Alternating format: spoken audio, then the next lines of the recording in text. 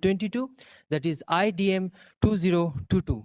Myself Devanjan Banerjee, and I am really privileged to have this pleasant task of welcoming the distinguished gathering for IDM 2022. It is my honor, more than a pleasure, to welcome our chief guest, Professor Madhavan Mukund, Director of Chennai Mathematical Institute. I warmly welcome our guest of honor, Professor Debraj Chakrabarty of Central Michigan University, USA. We are indeed grateful to our guests for graciously accepting our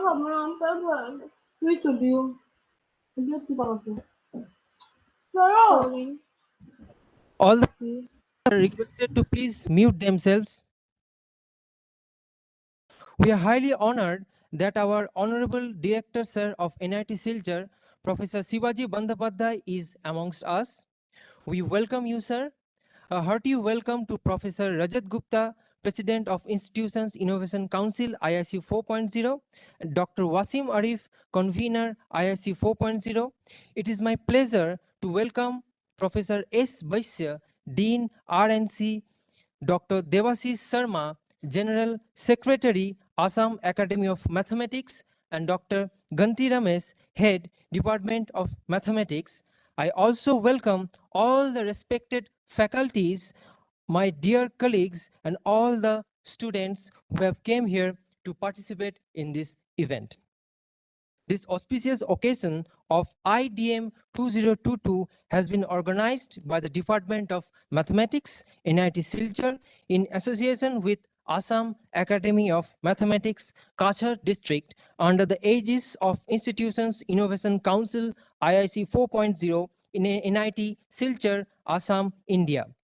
The International Day of Mathematics is also known as the Pi Day because the mathematical constant pi can be rounded down to 3.14, which resembles 14th March. UNESCO's 40th General Conference decided Pi Day as the International Day of Mathematics in November 2019. This year, our Pi Day celebration will be in a hybrid mode, that means a blend of online and offline mode due to the prevailing COVID scenario. So now I am profusely elated to have this opportunity to welcome on the stage our Honorable Director Sir of NIT Silchar, Professor Sivaji Bandyopadhyay. Please, sir.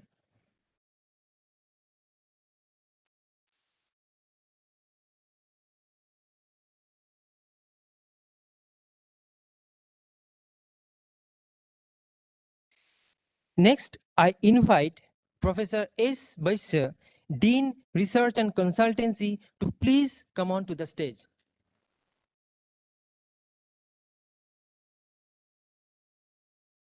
I deem it a great privilege to welcome Dr. Devashish Sharma, General Secretary of the Assam Academy of Mathematics, to kindly come to the dais.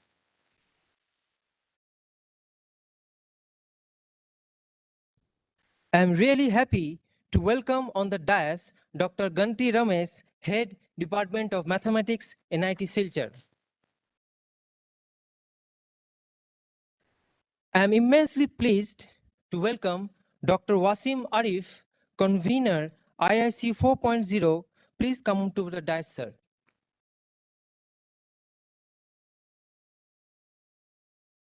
I am happy to announce that some of our respected dignitaries have joined this event in online mode. It is my privilege to welcome Professor Madhavan Mukund, our chief guest. I also welcome our guest of honor, Professor Debraj Chakrabarty.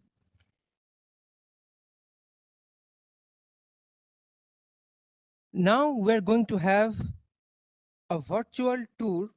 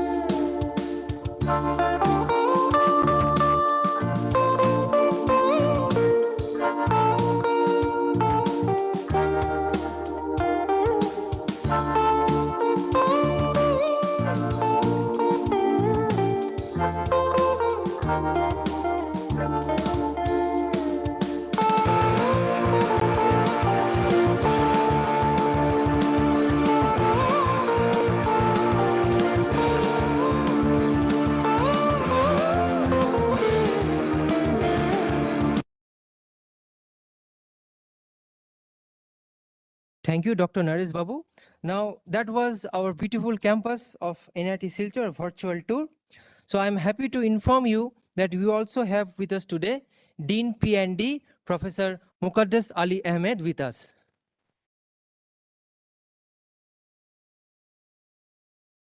So research is a search for knowledge and discovery of the hidden truth.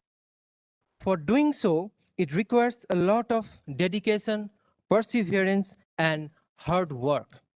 So on this glorious event of Research Scholar Day, it would be my pleasure to invite the research scholars to felicitate the dignitaries.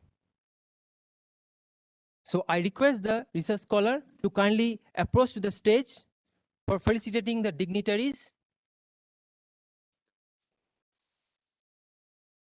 I request Professor Muqaddas Ali Ahmed to please approach the dais.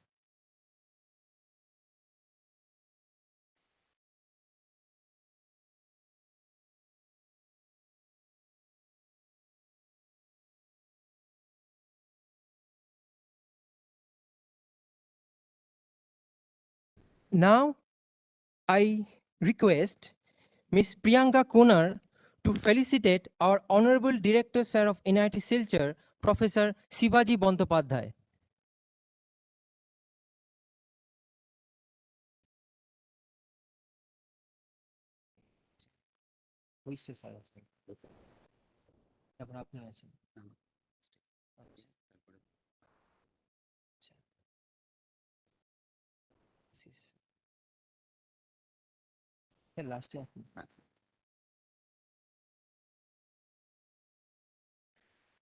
Now I request Ms. Nisi Gupta to felicitate our Honorable Dean R&C of NIT Silchar, Professor S. Baisya.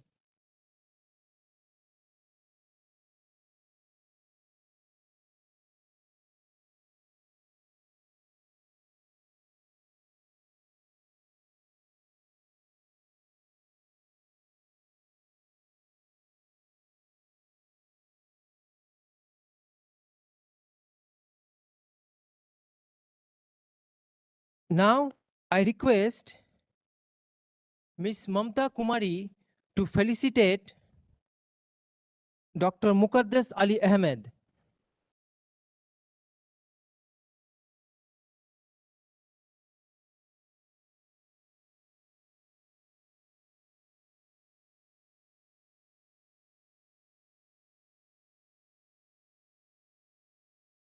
Now I request Sri Srinivasa Raju to felicitate Dr. Devashish Sharma.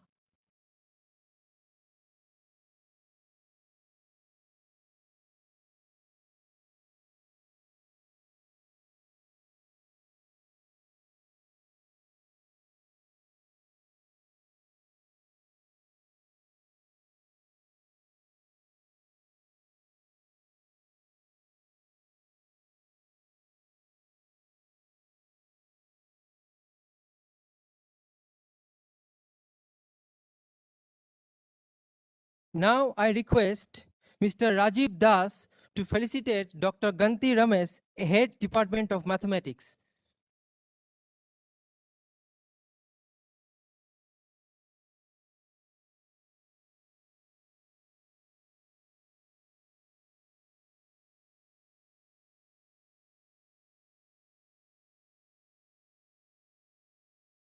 Now it would be my privilege to felicitate Dr. Wasim Arif.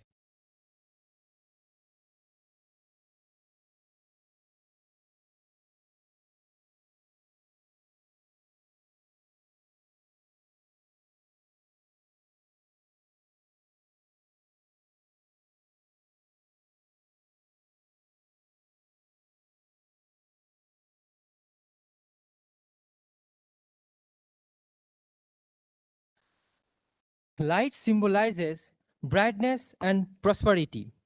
It removes the forces of darkness and gives us positivity. With this noble thought, let us start this auspicious event by lighting the inaugural lamp. So now I would like to request the honorable dignitaries on the dais for lighting the inaugural lamp. Please give them a big hand.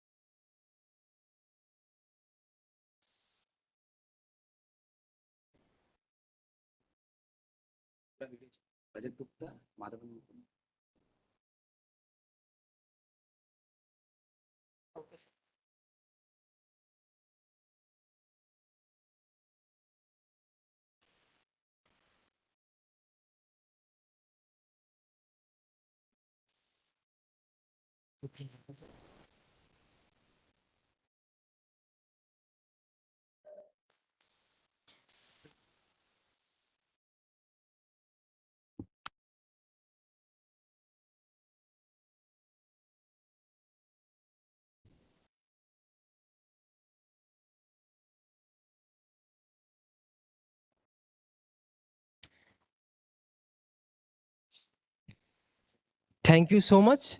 Now, we also have with us today our chief guest of honor, and Professor Rajat Gupta in online mode.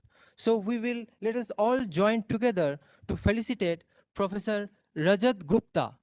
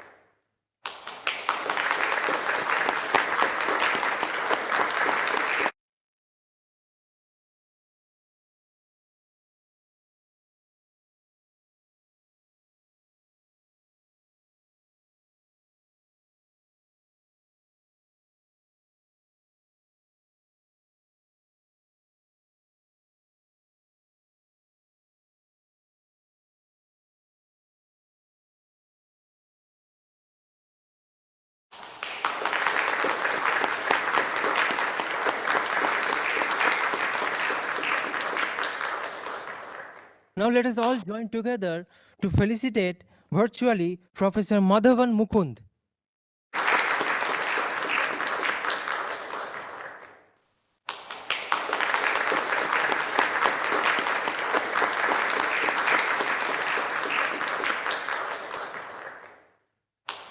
Now let us all join together to felicitate Professor Devraj Chakrabarti.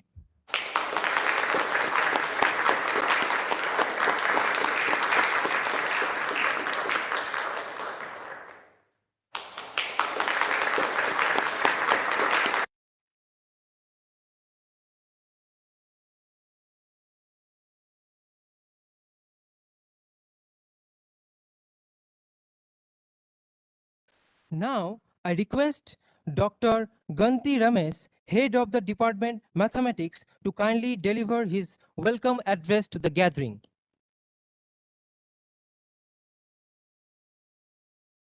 Good morning, respected Director Professor Sivaji Bandyopadhyaya, Dean Research and Consultancy Professor Srimanta Vaishya, Dean Planning and Development Professor Muqaddas Ali Ahmad, President Institutions Innovation Council Professor Rajat Gupta, and today's chief guest Professor Madhavan Mukund, Director Chennai Mathematical Institute, guest of honor Professor Devraj Chakravarti, Central Michigan University, USA, Convener Institutions Innovation Council, Dr. Wasim Arif, and General Secretary, Assam Association of Mathematics, Kachar District, Dr. Devashish Sharma, other deans, head of the departments, colleagues, and dear students and participants. I, as the head of the Department of Mathematics, on behalf of organizing team, would like to welcome you to the inaugural ceremony of International Day of Mathematics 2022 and Third Research Scholar Day. This year, the theme of IDM 2022 is Mathematics Unites, which is very significant in the present context of interdisciplinary research and development. We firmly believe that it is the mathematics that unites almost all the subjects in science and engineering, including humanities and social sciences. Therefore, the celebrating of IDM is very significant. One of the greatest inventions of history of mathematics is the number pi, which value is 3.14. That's why, which symbolizes 14th March. That's why we are celebrating International Day of Mathematics every year. Along the IDM, Department of Mathematics, NIT Silchar, mark this day as Research Scholars Day each year. In this third edition of the Research Scholar Day, we set the theme of this event is Mathematical Innovations for Science and Technology, signifying the importance of mathematical innovations in creating this world a better place. We are extremely happy to have Professor Madhavan Mukund, Director, Chennai Mathematical Institute, India, one of the best institute of mathematical research in the country, and he also consented to deliver a talk. We are extremely pleased to have Professor Devraj Chakravarti, Central Michigan University, USA, who, in spite of the time difference, agreed to be present in the inaugural ceremony to grace the participants and also deliver a talk. We are happy to associate Assam Association of Mathematics, Kachar District in this event. Throughout the day, we are having keynote sessions and mathematical activities as a part of the celebration. We are happy to have around 60 number of students from Kachar District who will be participating in the event. We believe that all of your support and cooperation, this event will be a grand success and memorable. Thank you.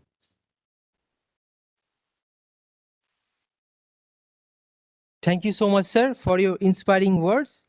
Now I feel honored to have with us the General Secretary of Assam Academy of Mathematics, Dr. Devashish Sharma. Dr. Devashish Sharma hardly need any introduction because he has completed his PhD from NIT Silchar itself in the year 2017 under the supervision of Dr. Mosumi Sen. So I request Dr. Devashish Sharma to kindly deliver his address.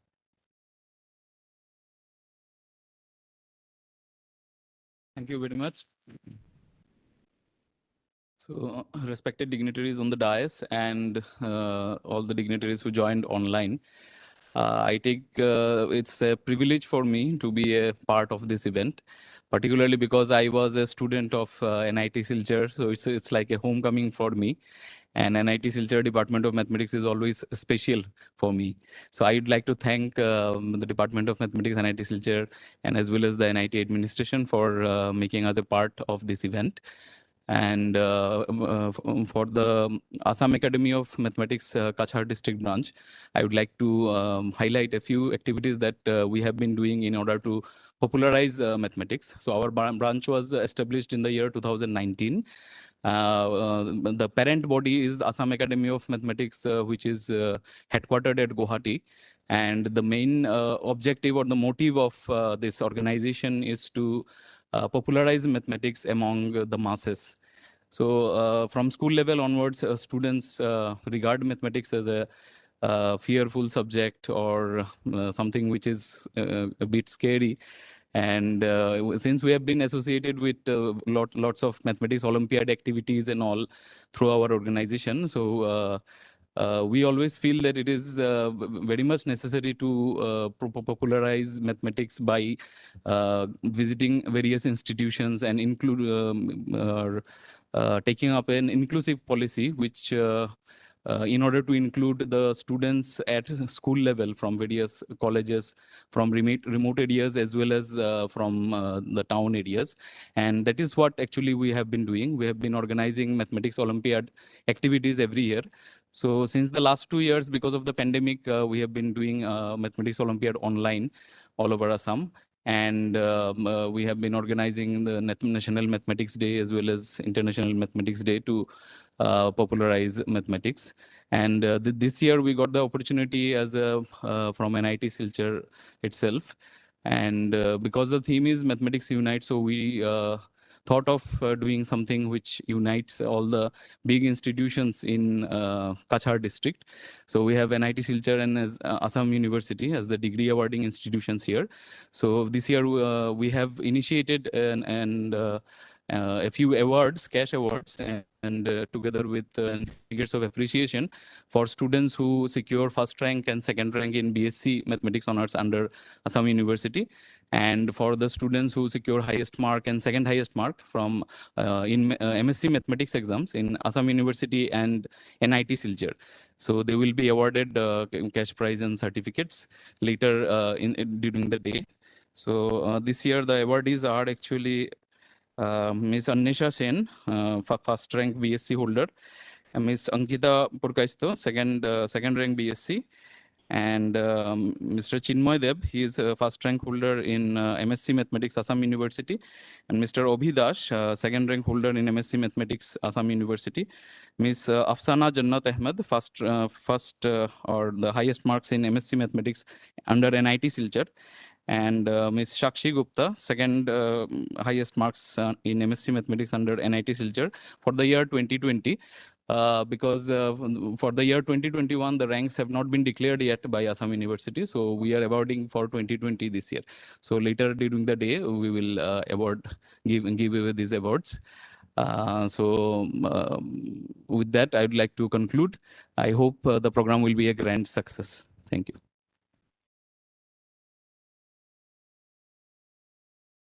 Thank you so much, sir, for your motivational words. Now it would be my pleasure to request the IIC 4.0 convener, Dr. Wasim Arif, to kindly address the gathering.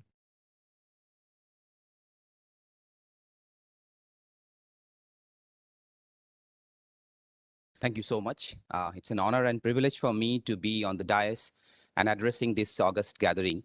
Respected Honorable Director, Professor Shivaji Bandyopadhyay, Dean Research and Consultancy, Professor Shimanta Vaishyo, Dean Planning and Development, Professor Mukaddas Ali Ahmed, Head of the Department, Mathematics, NIT Silchar, Dr. Ganti Ramesh, Secretary, Assam Academy of Mathematics, Kachar District, Dr. Debashish Sharma, who is also an alumni of this institution.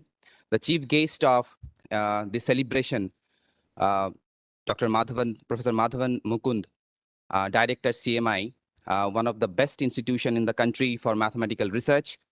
Honorable guest of honor, Professor Debra Chakraborty from USA, and distinguished faculty members of Department of Mathematics, NIT Silchar, other dignitaries present over here, and beloved student participant.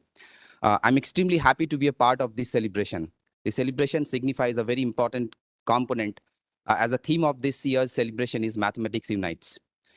As long as Institutions Innovation Council is concerned, Institution Innovation Council is here to cater the requirement or the need of the students in innovation and entrepreneurial activities. This year, the Research Scholar Day, perhaps the third Research Scholar Day of Mathematics Department, is set to be mathematical innovations for science and technology. And that's why the inclusion of Institution Innovation Council is in this celebration. I'm sure that the important research and activities the mathematics departments and the students carrying out are innovative, and we will be extremely happy, to integrate and combine all those innovations into some sort of entrepreneurial activities in coming future.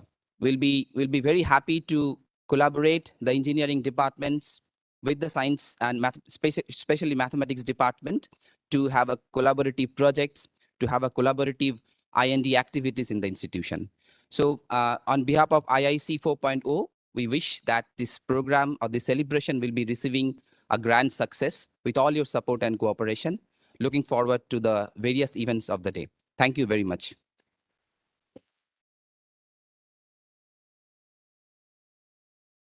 Thank you so much, sir, for such a wonderful speech. Now, I would like to request Professor S. Vaishya, Dean R&C, to kindly address the gathering.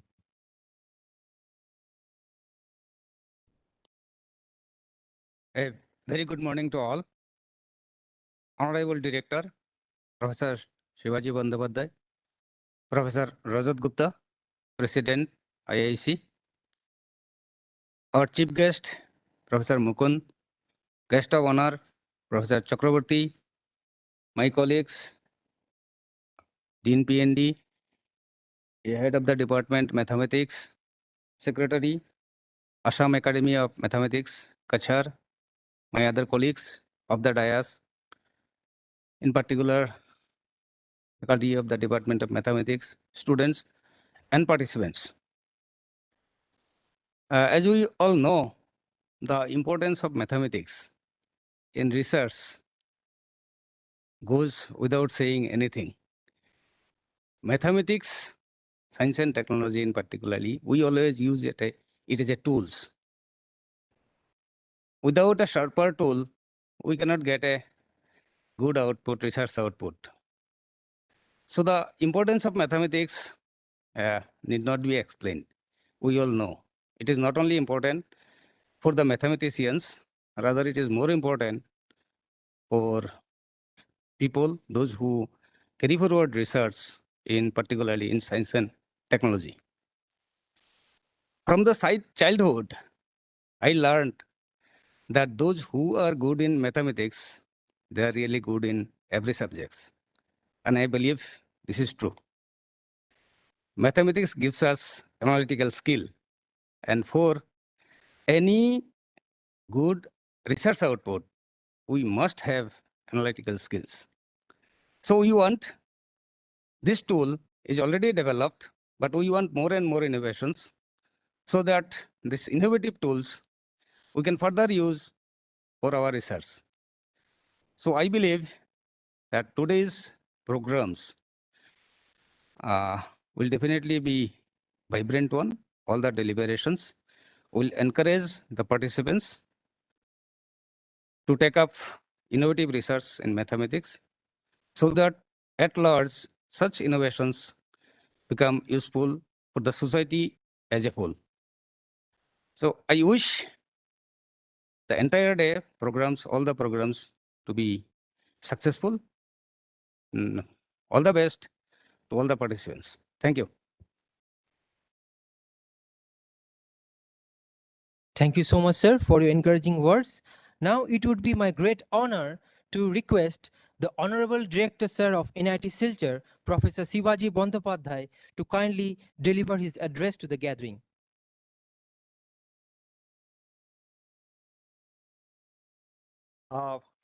Very good morning to Chief Guest of today's program, Professor Madhavan Mukund, Director, Chennai Mathematical Institute, Professor Debraj Chakraborty, Guest of Honor of today's program, Professor, Central Michigan University, USA, and a very late evening or an early morning for the next day, because the clock has moved back just one day, because you are all we are on Monday and you also are on Monday at this point of time. The distinguished delegates, my colleagues on the dais, on the hall itself, and above all, the MSc and the PhD students of mathematics departments. As Debraj has initially said, that is this March 14 is the International Day of Mathematics, representing the number that is the symbol pi. And as we say, that is NIT is basically a technology institute, but mathematics and other science departments, including the humanities and social science, They used to be basically a supporting kind of department catering to the needs, teaching needs of the engineering courses. But we understand that in today's world of interdisciplinary study as well as research, the role of the science departments and more specifically the Department of Mathematics, that role is quite important. Because the world is interdisciplinary in nature, and whatever may be the branch of engineering that is from the application side, so the mathematics has a peer role to play. When we talk about AI and machine learning, the background basically on the mathematics, how that is in a data processing environment, how the data will be modeled, because it is so vast in nature. So the modeling requires a mathematical concept. When you want to learn something from the data itself, that is the different machine learning paradigms, the basis is again on mathematics. When you want to do the applications, whether it is the deep neural network or graph-based models and each and everything, there the background is mathematics. So the idea is that mathematics actually unites engineering as well as engineering and technology as well as the science platforms. And for that, it is required that we work together. NIT Silchar has had already that tradition of engineering and technology departments working together and going for research proposals and etc. But in the last few years, we have tried to give it a specific focus, that is engineering and the technology as well as the science departments. So the number of collaborative project proposals should be more and more. That is why when our colleagues in the mathematics department, they go on submitting a project proposal, when it comes to me, I always try to see that who is the engineering collaborator also on the other side, because your chances of getting the project approved becomes more. So obviously one side is pure mathematics through which you develop the base, and other side is the application areas, that is you work with the engineering and the other science branches as well. So we are celebrating the International Day of Mathematics continuously, and I think in the last 4 years or so, this has received a particular focus. Now, since 2020, that is on the day of the IDM, we also started the Research Scholar Day. Because what we have found out, that is other students, say they have their classroom activities, so they are in constant collaboration with their own classmates, with their own batchmates, so sharing of ideas and everything. But research scholars actually are working in isolation or working in silo. Very small research groups, that is not actually is actually developing. And the development or the improvement or the say the expression of the research in the various areas where NIT Silchar have been able to focus itself. So we identified that the Research Scholar Day in the Department of Mathematics, in other departments as well, which we termed as the Research Conclave, or we have on nation for 2 years. In 1 year, because of Corona, we could not do that in online mode. But close interactions and collaborations among the research scholars, I think that is the most important. In the last National Science Day celebration, the poster that the scholars basically presented, so I personally thought it my the pleasure to move to each and every say the poster presentation and inquire about what they are doing. And I still remember that is the kind of projects that the MSc or the PhD students in mathematics department, obviously similar things in the physics and the chemistry as well. So they are on the application domain with a thrust on their basics also. So overall, the effect that we see today, one immediate effect is obviously the hall is completely full. And that we can say that, okay, it is because the Corona is actually receding. And when you look into the corona aspect and it's say the predictions, when the peak will come and etc., all these works, our mathematics department faculties, along with others, they had a role, and the CAC faculties all over the country, across the globe also, they played their own role. So we see that mathematics is in our lives and it will continue to be so. And with the kind of enthusiasm that we see among the research scholars, among the faculties, with a focus on the collaborations for the future, for the present as well, we see a bright future for the institute. So with this, and I wish the celebration of IDM and the third Research Scholar Day a grand success. Thank you.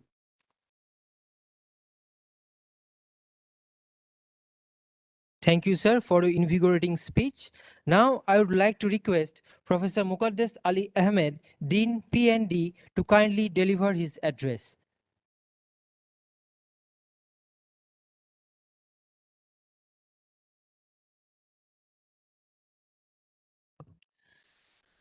Good morning to all of you present in this August gathering. Respected Director NIT Silchar, all my esteemed colleagues on the dais, all the experts and our chief guest of honor, and the President IAC, those who are on online mode, all my esteemed colleagues, and the student friends.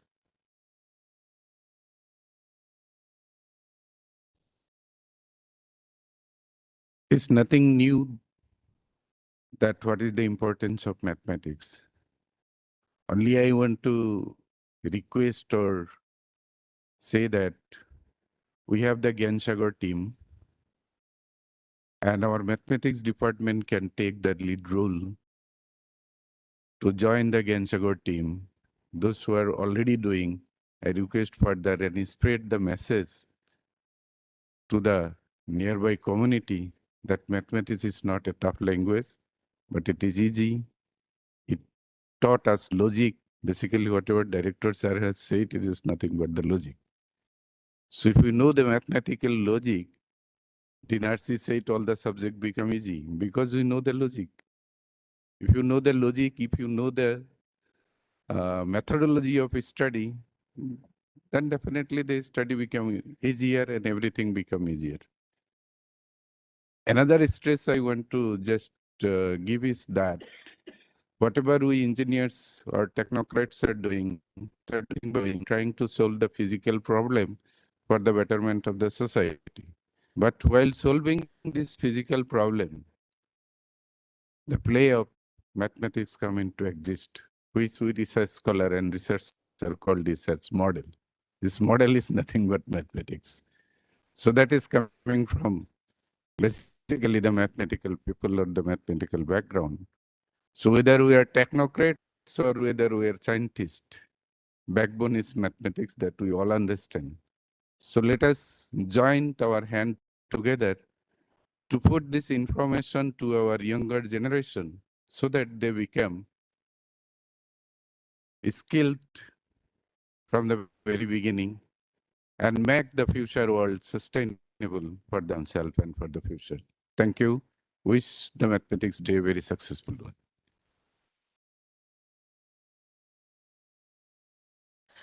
Thank you, sir, for your inspiring words. Now I feel honored to introduce Professor Debraj Chakraborty of Central Michigan University, USA.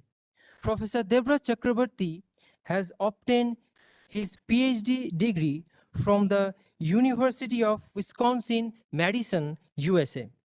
Dr. Chakraborty was a postdoctoral fellow at the University of Western Ontario from 2006 to 2008. From 2008 to 2010, he was a visiting assistant professor at the University of Notre Dame in USA. From 2010 to 2011, he was an assistant professor at the Indian Institute of Technology, Bombay. He was a reader at the Tata Institute of Fundamental Research Center for Applicable Mathematics, Bangalore, India from 2011 to 2013. Then he joined the Central Michigan University, USA in the year 2013, and since 2020, he has been a professor. So it is my pleasure to request Professor Debraj Chakraborty to kindly address the gathering. Thank you very much for inviting me to this occasion. It's a great pleasure. And so this Pi Day, of course, has been a tradition in the US for a long time, because here we write the months before the dates, which is probably the wrong way to do it. But as a result, 3.14 is Pi Day and so on. And now it seems that, by the way, I came to know about the International Day of Mathematics after Debashish invited me to this occasion. Now it seems that this has become a big thing, and it's certainly very useful to have a day in which to celebrate mathematics, to talk about it, and to be generally happy about the fact that there is such a thing as mathematics. So I wish you all success, and let this day inspire everybody to learn more mathematics, do more mathematics, and become more curious about mathematics. Thank you very much. Thank you so much, sir, for inspiring words. Now, I am profusely overjoyed to take the opportunity to introduce our chief guest of the day, Professor Madhavan Mukund, who is the director of Chennai Mathematical Institute. Professor Madhavan Mukund completed his PhD from Aarhus University of Denmark in 1992. His main research area is formal verification. He is director of the Indo-French Research Lab in Computer Science, set up in CMI by the French National Center for Scientific Research. He has served as the president of both the ACM India Council and the Indian Association for Research in Computing Science. He is also a fellow of the Indian Academy of Sciences. He has also been the national coordinator of the Indian Computing Olympiad. So it is my privilege to request Professor Madhavan Mukund to kindly deliver his address. Thank you. Thank you for inviting me for this very important event. I think, as everybody has been saying, I think the role of mathematics across all disciplines has been growing stronger, and I think it's very important to include everybody in a discussion of why mathematics is important. I think it is much beyond just studying and teaching mathematics in mathematics departments. I am myself a computer scientist, but I work at the theoretical end of computer science, which is almost indistinguishable from mathematics. But as we have heard, in various fields ranging from biology to these days, public health and so on, we have seen an increasing deployment of mathematics. And I think students at all levels need to be, as was also discussed, made less afraid of and more aware of both the beauty and the challenges and the need for understanding a certain level of mathematics to get on with their work.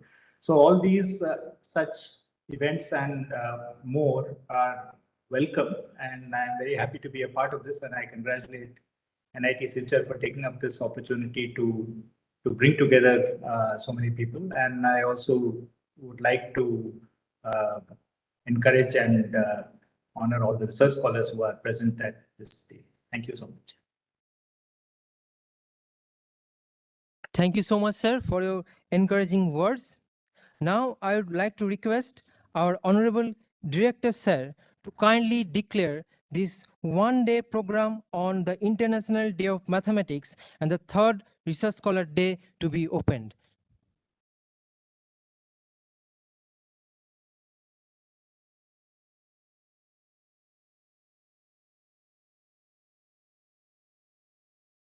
So friends, we have already initiated today's day, but formally, I declare the International Day of Mathematics on March 14, as well as the third Research Scholar Day at NIT Silchar open. Thank you.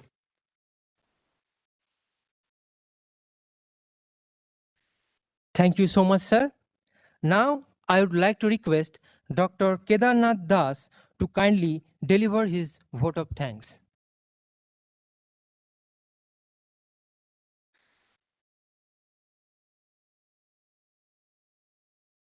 Good morning, one and all present here. Respected chief guests and guest of honor of this morning. Respected Director Sir, Dean R&C, President IIC 4.0, Convener IIC 4.0, General Secretary, Assam Academy of Mathematics, Head of the Department Mathematics, all the dignitaries of the dais, faculty members, dear students, ladies and gentlemen. It gives me immense pleasure to offer the vote of thanks at the end of the inaugural session of the third Research Scholar Day and the International Day of Mathematics. At the outset, I offer my sincere thanks to Professor Madhavan Mukund, Director, Chennai Mathematical Institute, for accepting our request to be the chief guest of this auspicious event. Thank you so much, sir.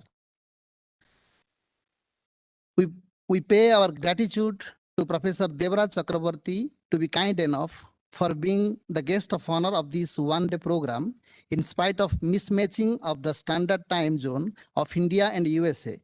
Thanks a lot, sir. Now I express my greatest sense of gratitude and gratefulness to our director, sir, Professor Shivaji Bandyopadhyay, for his all-round support to make this event a successful one. Thank you so much, sir. Our extreme thanks to Professor Rajat Gupta, sir, the President IIC 4.0, and the convener Dr. Wasim Arif IIC 4.0 for their unreserved support to conduct the event a successful one. Thank you so much, sir. Our big thanks goes to Professor S. Vaishya, the Dean Research and Consultancy NIT Silchar, for his presence and support. Thank you, sir. Dr. Devashish Sharma, General Secretary, Assam Academy of Mathematics, Kachar District, who has coordinated the wonderful audience together to listen to the intellectual gathering over here. I offer our heartfelt thanks to Dr. Sharma and his team to make this event a colorful one. Thank you so much, Dr. Sharma. We express our greatest thanks to the Department of Mathematics faculty members and Dr. Ganti Ramesh, especially the head of the department, for putting all his effort together to make this one-day program a successful one.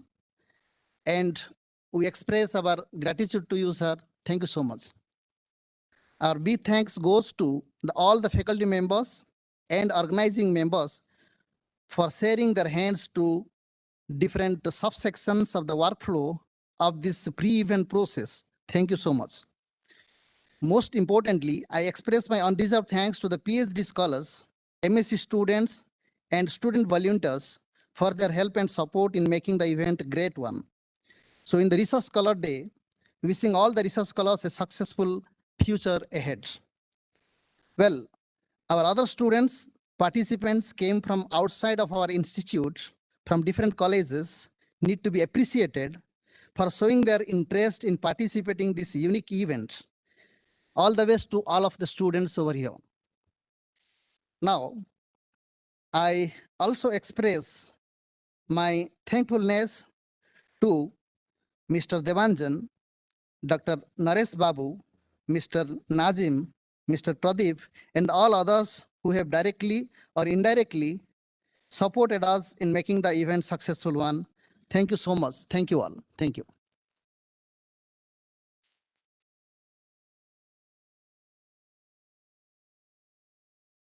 Thank you so much, sir, for your kind words. So with this, we come to the end of the inaugural session. Thank you all for your time and patience. This is Devanjan Banerjee signing off. Goodbye.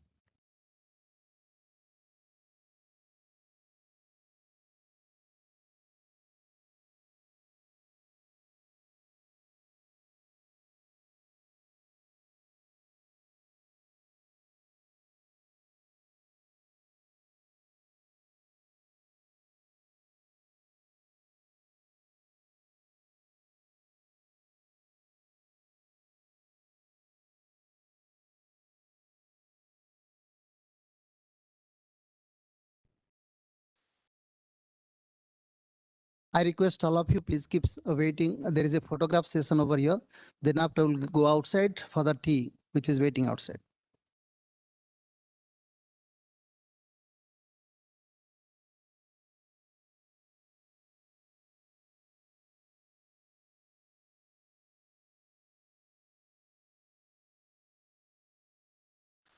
So shortly we will start a lecture session with Professor Devraj Chakraborty.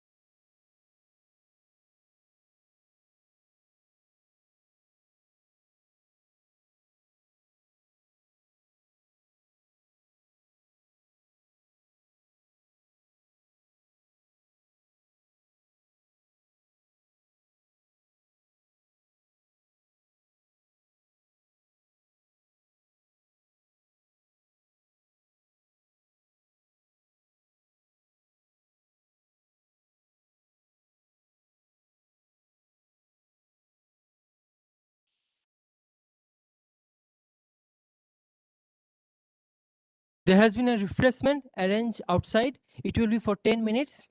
Please kindly join the refreshment.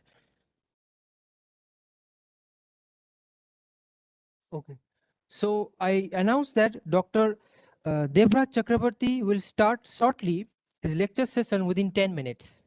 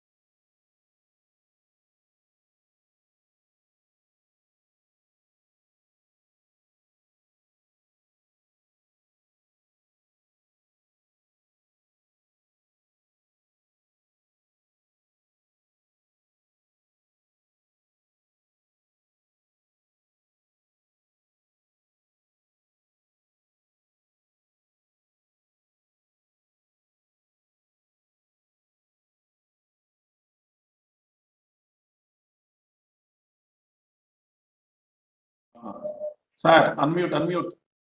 Okay. Not audible. No. Gupta sir. Gupta sir.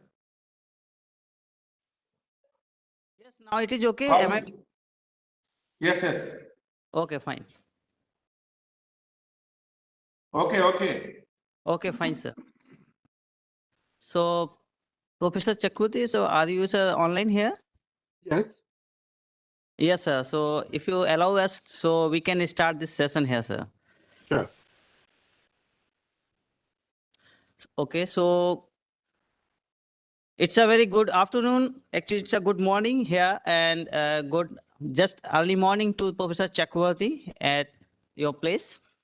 So it is a very good morning, everyone who is present here. And now I request to all the participants, please settle down first.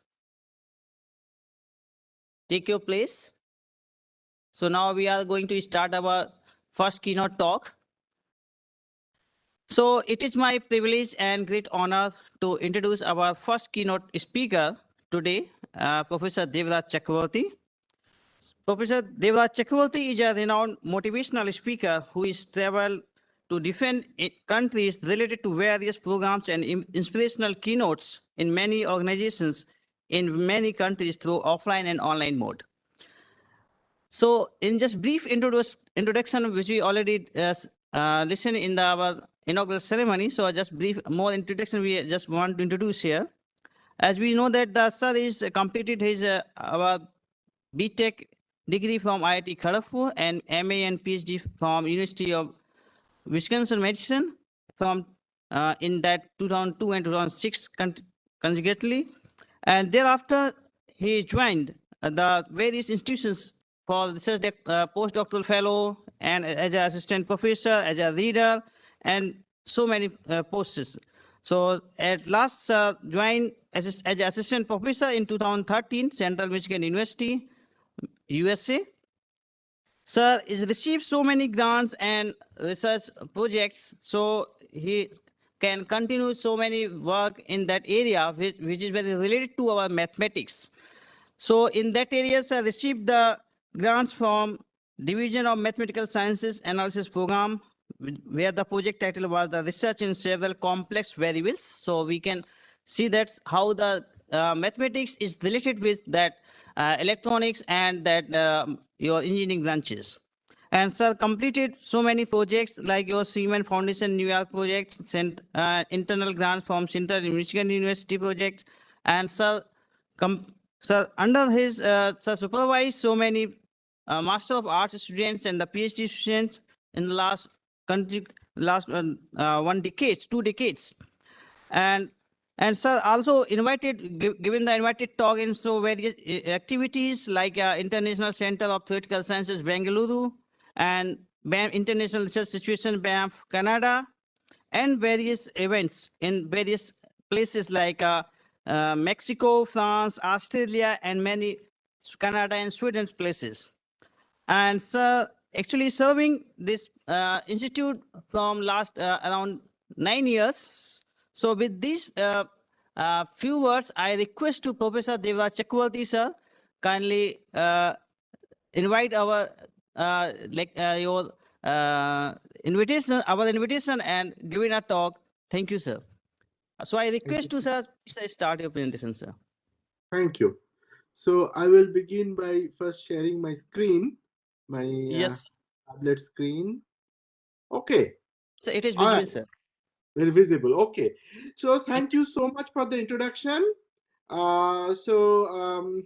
Before I begin, I know that of course you learned so many things about me, but one important thing that's not there on my CV is that I was actually born in Dibrugarh, Assam, and grew up in Lamding.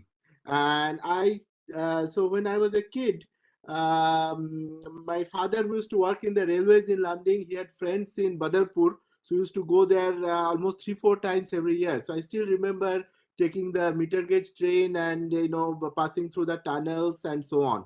So after some time we left Assam, and I have not been back since I think 1995 or 96. But so I still remember Assam and Badarpur, and I think I've been to Silchar also 2-3 times. But it has been a long time. Okay. All right. So, and thank you very much for, especially to Debashish, for inviting me to give this talk.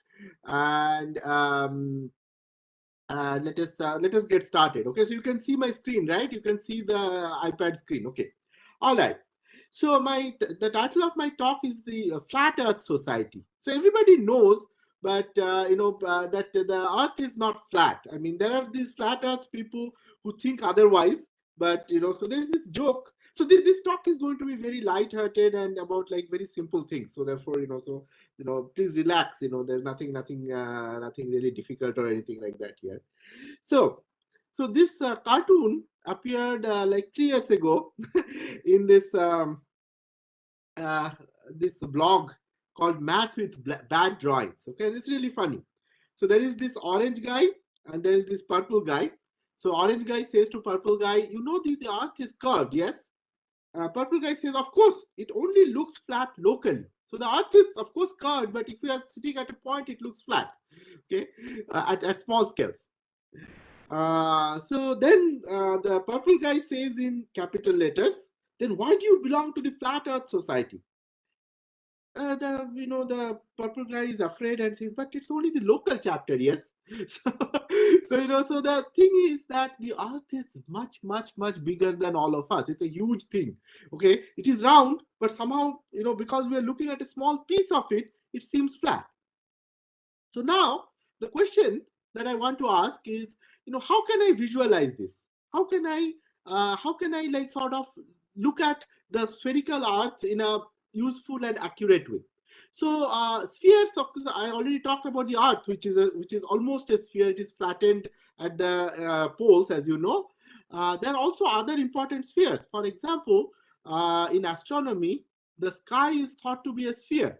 It's an imaginary sphere called the celestial sphere. So in order to study geography and astronomy, we need to represent the sphere in some useful way. So how can one do that? So the simplest idea that one may have is to create a small sphere that's a globe. Okay, so there's a terrestrial globe and there are celestial globes. So terrestrial globe is a representation of the surface of the earth, and celestial globe is of the sky. Okay. However, globes are not such a good idea because of the reason that they are not scalable. So if you make a globe of a certain size and now you want a bigger one, you have to make a fresh one. But at the same time, I would like to, globes are important. So I got these two pictures of, globes, which I think might be interesting. This first picture is that of Queen Elizabeth of England. And she's so she's seated with all her royal dress and so on, and you can see that her hand is resting on a globe over here. Okay, and you can see that her hand is actually, if you look at the globe itself, it is on North America. Okay, and behind her you can see pictures of the defeat of the Spanish Navy by the British Navy. Because of these victories, I am now speaking in English from Michigan to people who are seated in Assam. Okay, so that is one part of the story. This is another picture of a king holding a globe.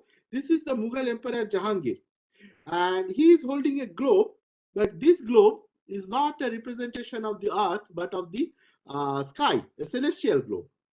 So here you can see a typical Persian or Mughal celestial globe.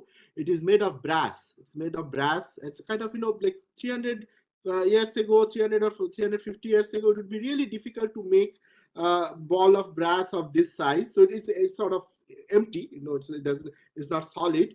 And you can see here the representations of various constellations. So these are the stars, these blue things are the stars, the constellations are represented. Okay?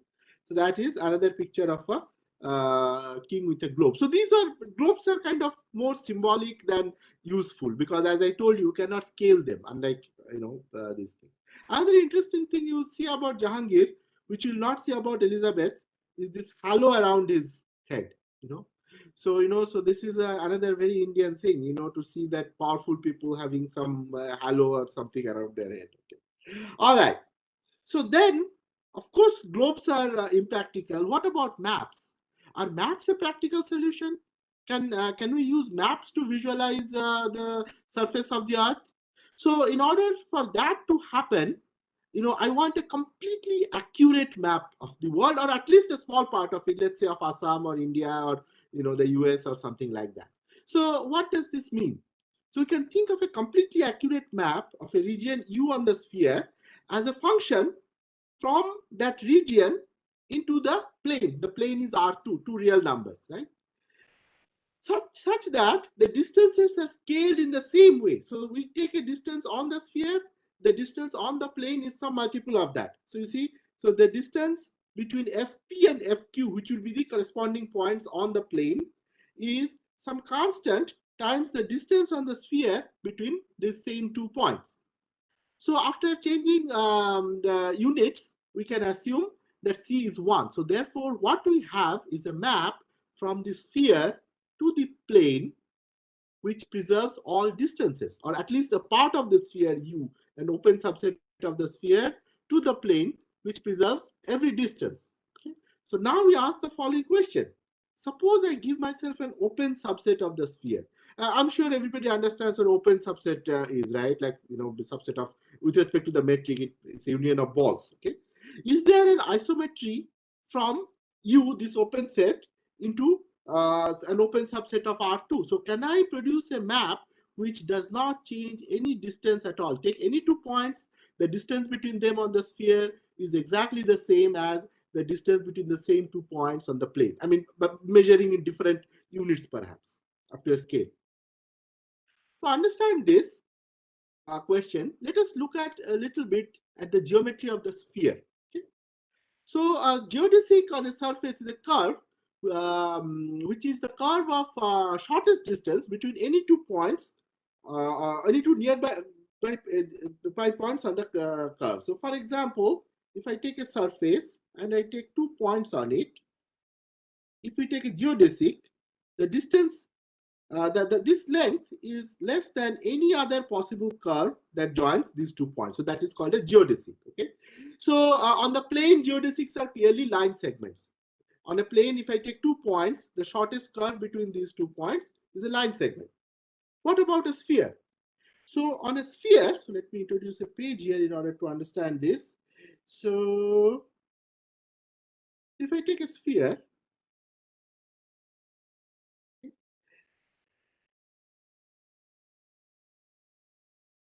a geodesic happens to be a great circle. So what is a great circle? A great circle is obtained by taking the intersection of a plane which passes through the center of the sphere with the sphere. So you take the sphere, take a plane that passes through the center of the sphere.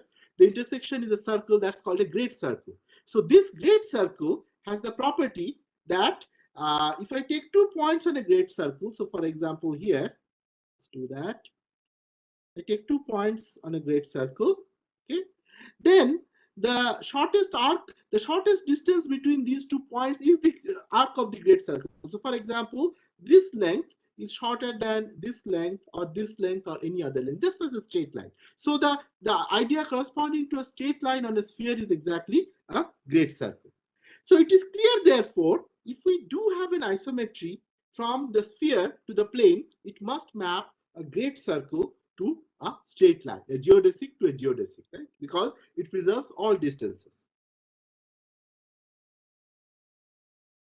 So let us therefore compare the geometry of great circles with that of straight lines. So on the plane, if I take 2 points, then there's a unique straight line passing through them. There's a unique straight line passing through them. On the sphere, if I take 2 points, then there is also a unique geodesic, a unique great circle passing through them, unless the 2 points are antipodal. So let's try to visualize that. Okay.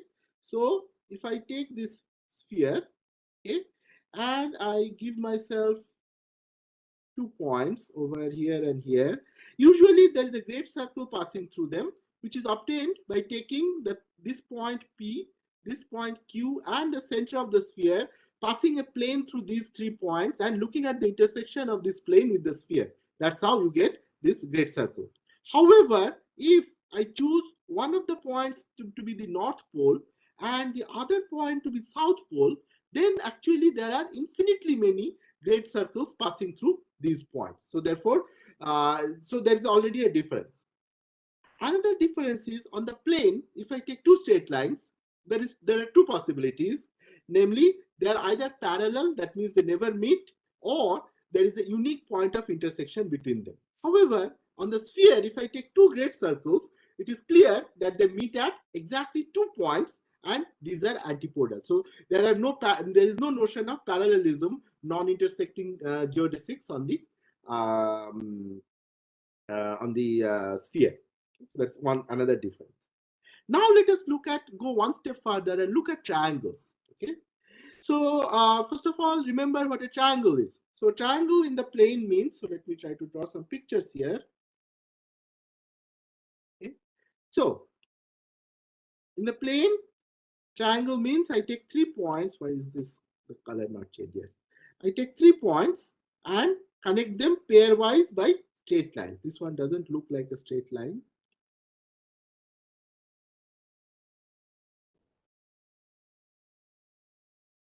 This one is also straight line. That is a triangle in the plane, and the region bounded it is also called a triangle. On the sphere,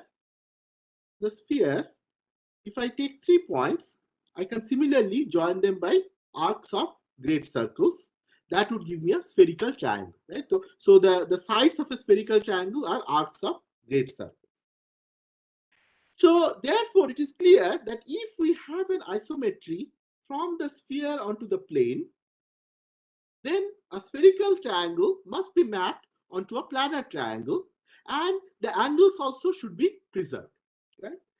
Because you know this is an isometry, right? There's nothing changes, basically nothing changes under this map. The whole geometry of the sphere goes into the geometry of the plane. But now there is a problem. Remember from high school geometry that the sum of the angles of a triangle, if I look at this angle, and this angle, the sum of these 3 angles is 180 degrees, but since today is pi day, since it's 3.14, I will say pi radians. Okay. However, think about a triangle on the sphere. What can I say about the sum of the angles? Suppose the 3 angles are alpha, beta, gamma. Observe that it is easy to see, if you draw one of these, it is easy to see that alpha plus beta plus gamma, the sum of the 3 angles in a spherical triangle is actually always bigger than pi, always bigger than 2 right angles, bigger than 180 degrees. And then from this, I conclude that there are actually no accurate maps. If I give myself the sphere and the plane and a little piece of the sphere, there is no way I can map this little piece of the sphere isometrically into the plane without changing any distances. So therefore, you know, in geography class and stuff, you might have seen these maps which give a scale. Okay, so you can use this scale in order to find the distance between 2 points or do something, you know. So which is okay in the sense that these are approximations. This is an approximate thing. Okay. But if you really want to say that, oh, this distance is exactly given by the scale, that must be false because there are no accurate maps. This is therefore a you know, so there are no isometries from the sphere onto the plane. Is that clear?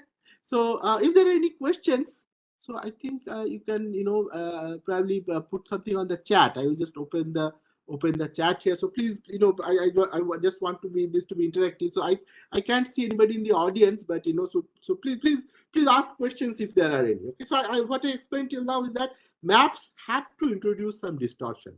There are no completely accurate maps. Let us now, okay, so there is some more information about spherical triangles, which I will quickly go over and skip, you know, so there's lots of things one can do about this.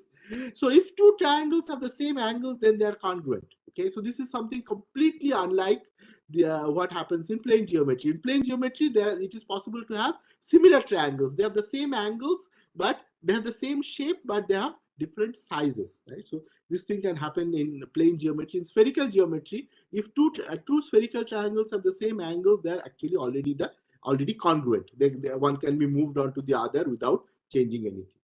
And then there is this beautiful formula that gives the area of a spherical triangle of angles A, B, C. So it turns out it is proportional to the so-called spherical excess. The spherical excess is the amount by which the sum of the angles is bigger than two right angles.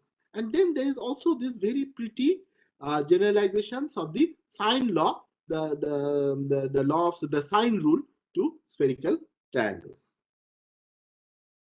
There is actually a more conceptual approach to the question of the mapping of a surface to the plane using the notion of curvature. So to do this, let us recall some things that we might have learned in calculus.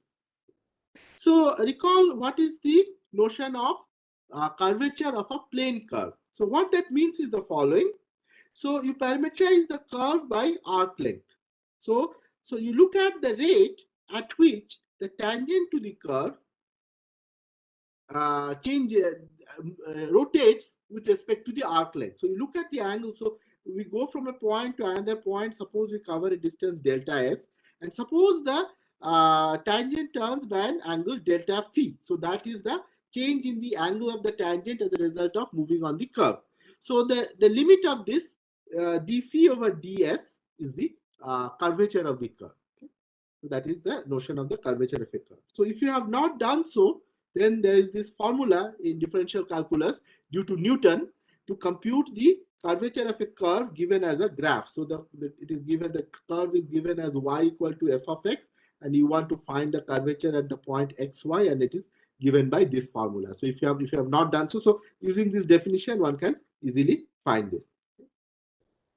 So from this, you easily see that the curvature of a straight line is 0, as it should be. A straight line should be straight, not curved. And the curvature of a circle of radius r is plus or minus 1 over r, depending on whether you are parameterizing the circle with respect to arc length clockwise or anti-clockwise. Now, once one understands the curvature of a curve, which measures how fast it turns with respect to arc length, one can try to understand the curvature of a surface. In order to understand this, we introduce the notion of normal curvature. So what is normal curvature? So suppose you are given a surface and I want to understand the curvature at a point P. Now, clearly on the surface, there is a separate curvature in each direction. The surface can be very much curved in one direction and less curved in another direction. So suppose I take a direction T. So this is a tangent direction on the surface of the curve. We take a tangent on the tangent line on the surface of the curve. And this here is the normal line, the perpendicular line to the curve, to the surface at that point. So then the normal n and this particular tangent t, they contain a plane. So let pi p be the plane that contains both n and t. So this plane will meet the surface in a curve. This plane will meet the surface in this curve, which I have denoted by alpha. So I take this tangent direction, I take the normal, and take the intersection, and the intersection is a curve. And I then look at the curvature of this curve at the point P. So this therefore measures the curvature of the surface in the direction T. So this is called the normal curvature of the surface S at the point P in the direction T. Is that clear? So therefore, I move the tangent T. For each direction, I take the plane containing the tangent and the normal direction and look at the intersection. And the intersection will be a curve, and the curvature of that curve, just as I defined in the previous slide, is exactly the curvature of that curve is exactly the normal curvature of the surface in the direction T.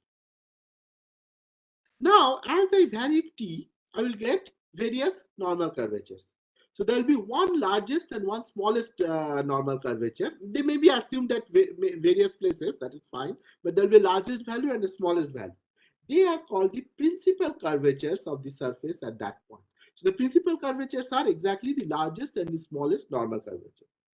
And the corresponding directions are called the principal directions on the surface. And one can show using some linear algebra that these principal directions can always be chosen to be perpendicular to each other. Then the product of the two principal curvatures is the Gaussian curvature. It is called the Gaussian curvature. So this is a measure of the curvature of the surface at the point P. So let us look at some examples of what is Gaussian curvature. Some computations of Gaussian curvature. So we take a plane, okay, and pick a point on the plane. So then we take a tangent direction and the normal direction, and here is the plane containing the tangent and normal direction. Obviously, it meets the plane in a straight line. So therefore, the straight line, as we remarked already, has as a curve, it is not curved, it has curvature 0. Therefore, both the principal curvatures are 0 because the normal curvature in every direction is 0, which means the Gaussian curvature of a plane is 0. So that is one example. Example 2, take a cylinder of radius r. Okay, so here again, as you can see in this picture, I have taken this normal direction and this tangent direction, and I have taken the plane containing the normal and this normal direction and this tangent direction. So this plane meets the cylinder in a straight line. So therefore, in this direction, the normal curvature is 0. However, if I go in the perpendicular direction, the normal curvature is 1 over r, where r is the radius of the cylinder. So from this, again, I see that the normal curvature, the Gaussian curvature, excuse me, of the cylinder is also 0. Although it looks very different from a plane, it has the same Gaussian curvature as the plane. Let's look at a sphere. In this case, if I look at any tangent direction and the normal direction, the intersection of the plane containing the normal and tangent direction with the sphere is a circle. So therefore, from that, I can easily compute that the Gaussian curvature is 1 over r square, where r is the radius of the sphere. So this one finally has non-zero and in fact positive Gaussian curvature. Another example is to look at the surface z equal to x squared minus y squared, hyperboloid of one sheet. Okay, so if you take this, and in this case, of course, you have to do some calculation to find what is the largest and smallest normal curvatures and so on. If you do the calculations, we find that the Gaussian curvature at the point 0, 0, 0 is minus 4. Okay, so this is an exercise that one can do. So at this point, we come to a truly amazing theorem. Okay, this theorem says that the Gaussian curvature is not changed by an isometry. So if we have an isometry of the surfaces, of two surfaces, then this isometry preserves the Gaussian curvature. For every point P, the Gaussian curvature of the image is the same as the Gaussian curvature of the original surface. So let me draw a picture to illustrate this. So we have two surfaces, S. Let me draw this in a different color, and T. And suppose we have an isometry. And remember what that means. It preserves all distances. Okay? Then Gauss showed, and the proof is actually a hard calculation. And it has, no new proof has been found in the 150 years since Gauss. So this hard calculation shows that suppose I take a point P and compute the Gaussian curvature at this point, and I look at the point F of P, which is the image of the point P under this map, and look at the Gaussian curvature at this image point, they are exactly the same. Okay, so Gauss called this the Theorema Agrarium in Latin, which actually means awesome theorem. So this is truly amazing. So it follows again by this theorem that the sphere, which has Gaussian curvature 1 over r square, is not isometric to the plane or even locally isometric to the plane. You cannot map a little bit of the sphere to a little bit of the plane by any isometry. So this is again a proof of the fact that there are no completely accurate maps. So that is another example of the same idea. So now, therefore, you might say, okay, all hope is lost. We are done now, right? because there are no good maps, there are no accurate maps. There are okay maps for various practical purposes, but in mathematics we want exact solutions, so there is no exact solution to this problem. However, we can do the following. There are no isometric maps, granted, but we can still ask for maps to preserve some other quantity, some other geometric feature. For example, you might want to preserve areas. These are called equiareal maps. These are useful if you want to figure out whether let's say Kerala is bigger than Haryana, or Haryana is bigger than Kerala, right? So in that case, the important thing is that the map should preserve the areas. The areas should be proportional.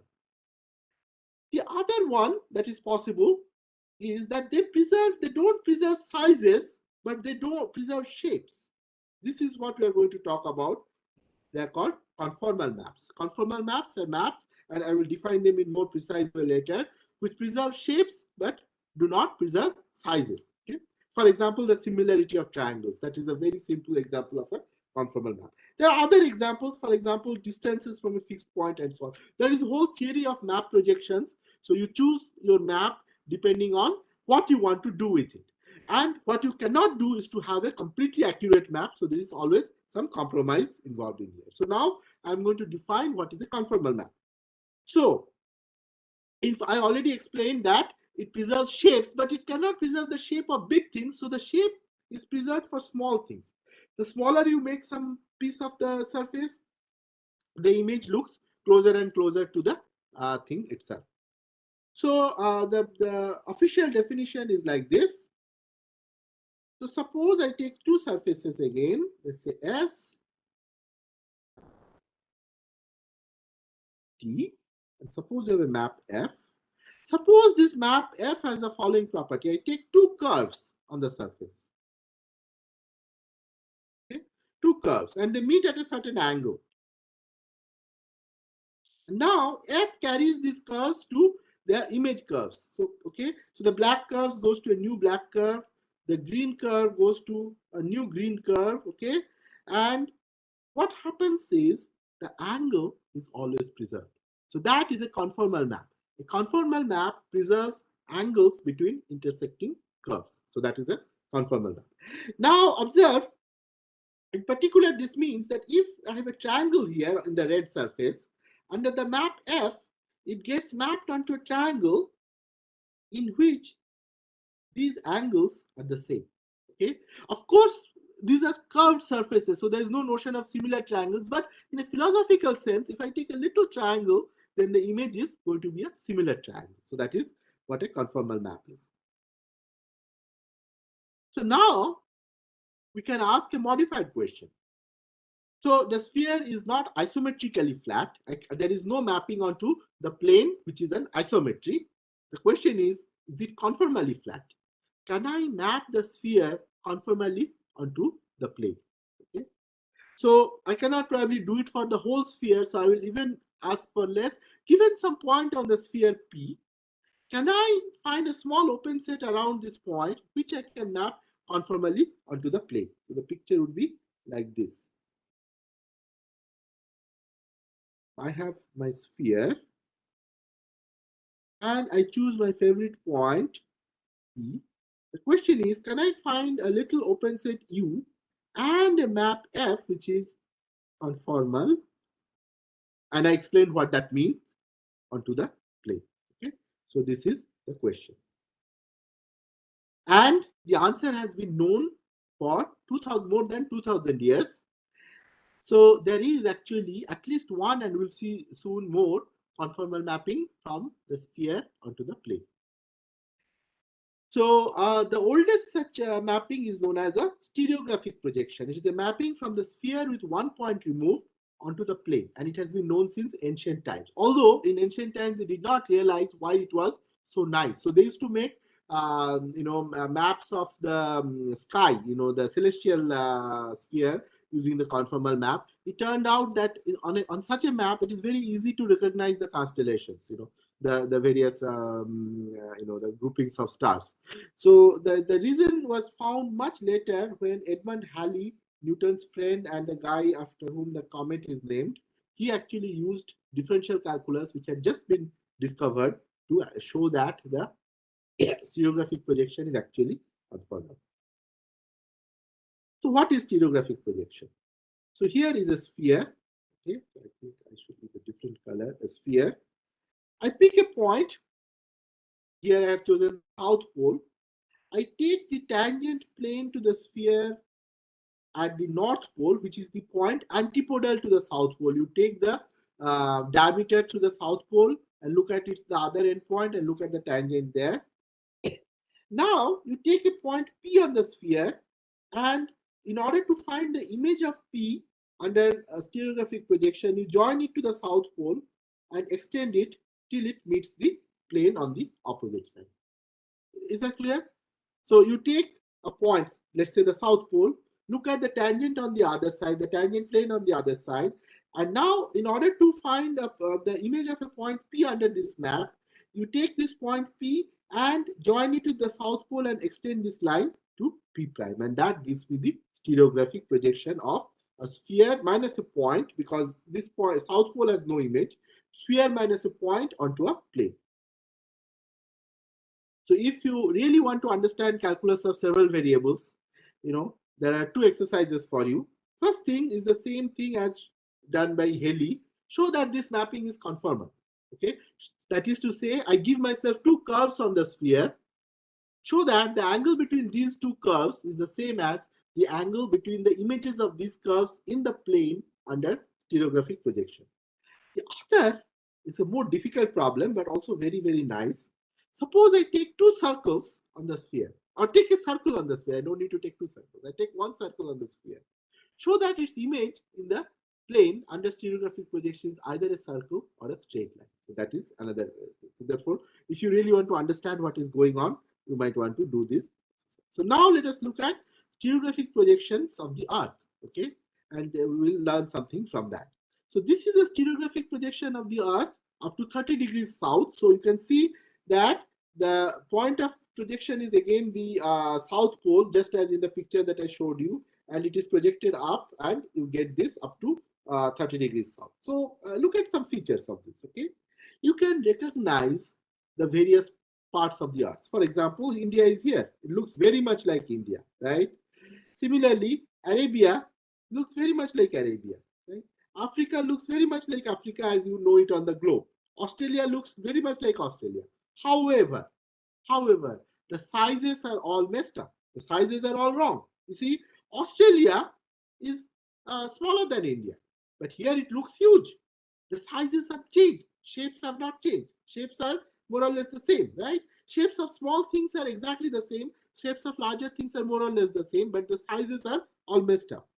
Observe also that, for example, South America looks so much larger than North America, but in reality, North America is larger. So therefore, here is an example of stereographic projection, which is a conformal map. Shapes are preserved, but sizes are all messed up.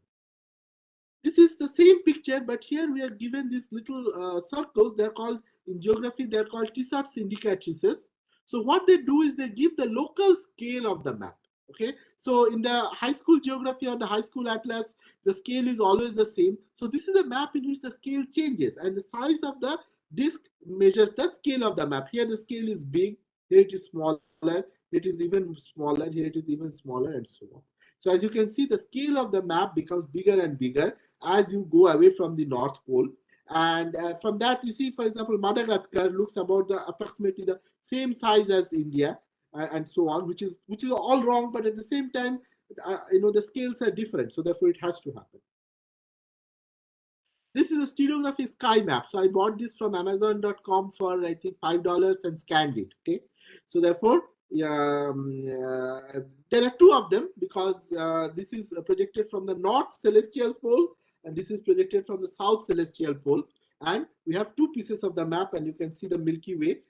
If you go deeper into this, you can see the various constellations, and their shapes are remarkably similar to what you actually see in the sky. So therefore, this map is quite useful. This is not the only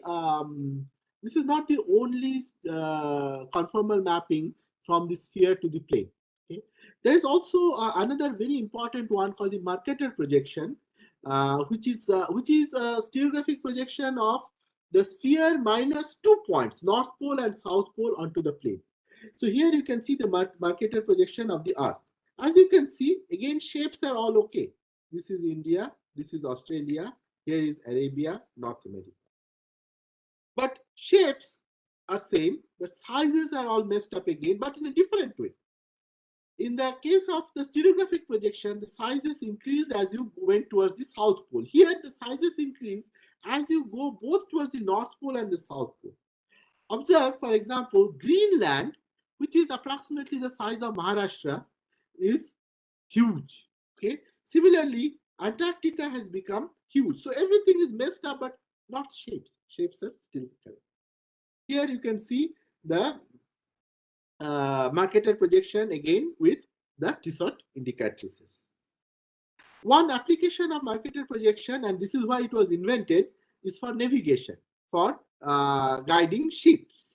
Okay, so how does one do that? Suppose you want to go from this point in South America to this point in Spain, in Europe. So what you can do is you can look at the straight line connecting the 2 points on the Mercator projection map.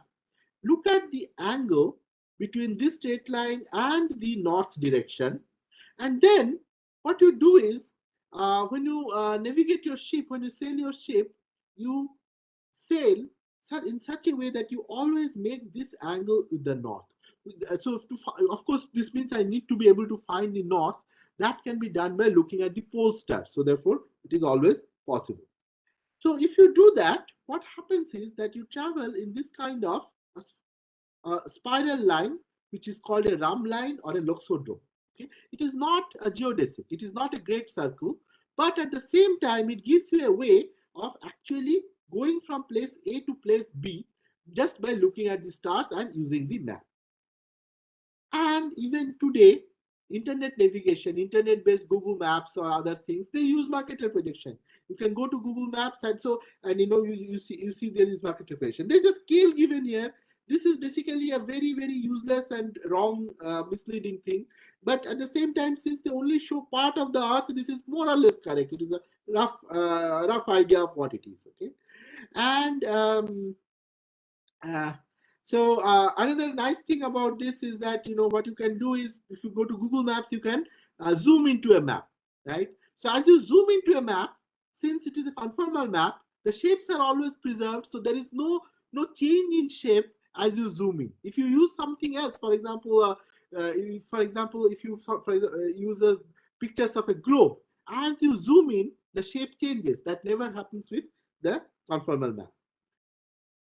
So another thing that you might want to see is that suppose I go from a point to another point, okay, this here shows the geodesic. So observe that the line joining these 2 points on the Mercator projection is not a geodesic. It is a rum line or a loxodrome. So here the geodesic, which actually appears as curved on the map. And there are other important conformal mappings of the sphere onto the plane. So this is called Lambert's conical projection. It is shown here. It is used for aircraft navigation. Here is the same thing with Tissot indicators. So now I want to relate this discussion of conformal mapping with something which seems to be completely different, which is complex analysis. So recall the definition of a holomorphic function or analytic function. Function is said to be holomorphic if this limit, which looks like the definition of a derivative in calculus, exists at each point in the domain in the open set where it is defined. We have a function defined on an open set in the complex plane. If at each point this limit exists, then we say that the function is actually holomorphic or analytic. So this limit is called the complex derivative, and there are formulas for it. Then something really, really amazing happens, which does not happen in the calculus. So in the calculus, if you have a function of a real variable, it can be once differentiable or maybe 2 times differentiable. There's a function which is once differentiable but not 2 times differentiable. There's another function which is 2 times differentiable but not 3 times differentiable, and so on. However, what happens with these holomorphic functions is f is holomorphic, then its complex derivative f prime, the function given by this limit, is also holomorphic, which means the holomorphic function is automatically infinitely many times differentiable. which is just amazing and which is unexpected. So that is why these holomorphic functions are so important and so amazing. Now, there are several properties of holomorphic functions. So I already remarked on the first one, holomorphic function is infinitely many times differentiable. Then if I write the holomorphic function, which is a complex valued function of a complex variable, so therefore it has a real part and an imaginary part.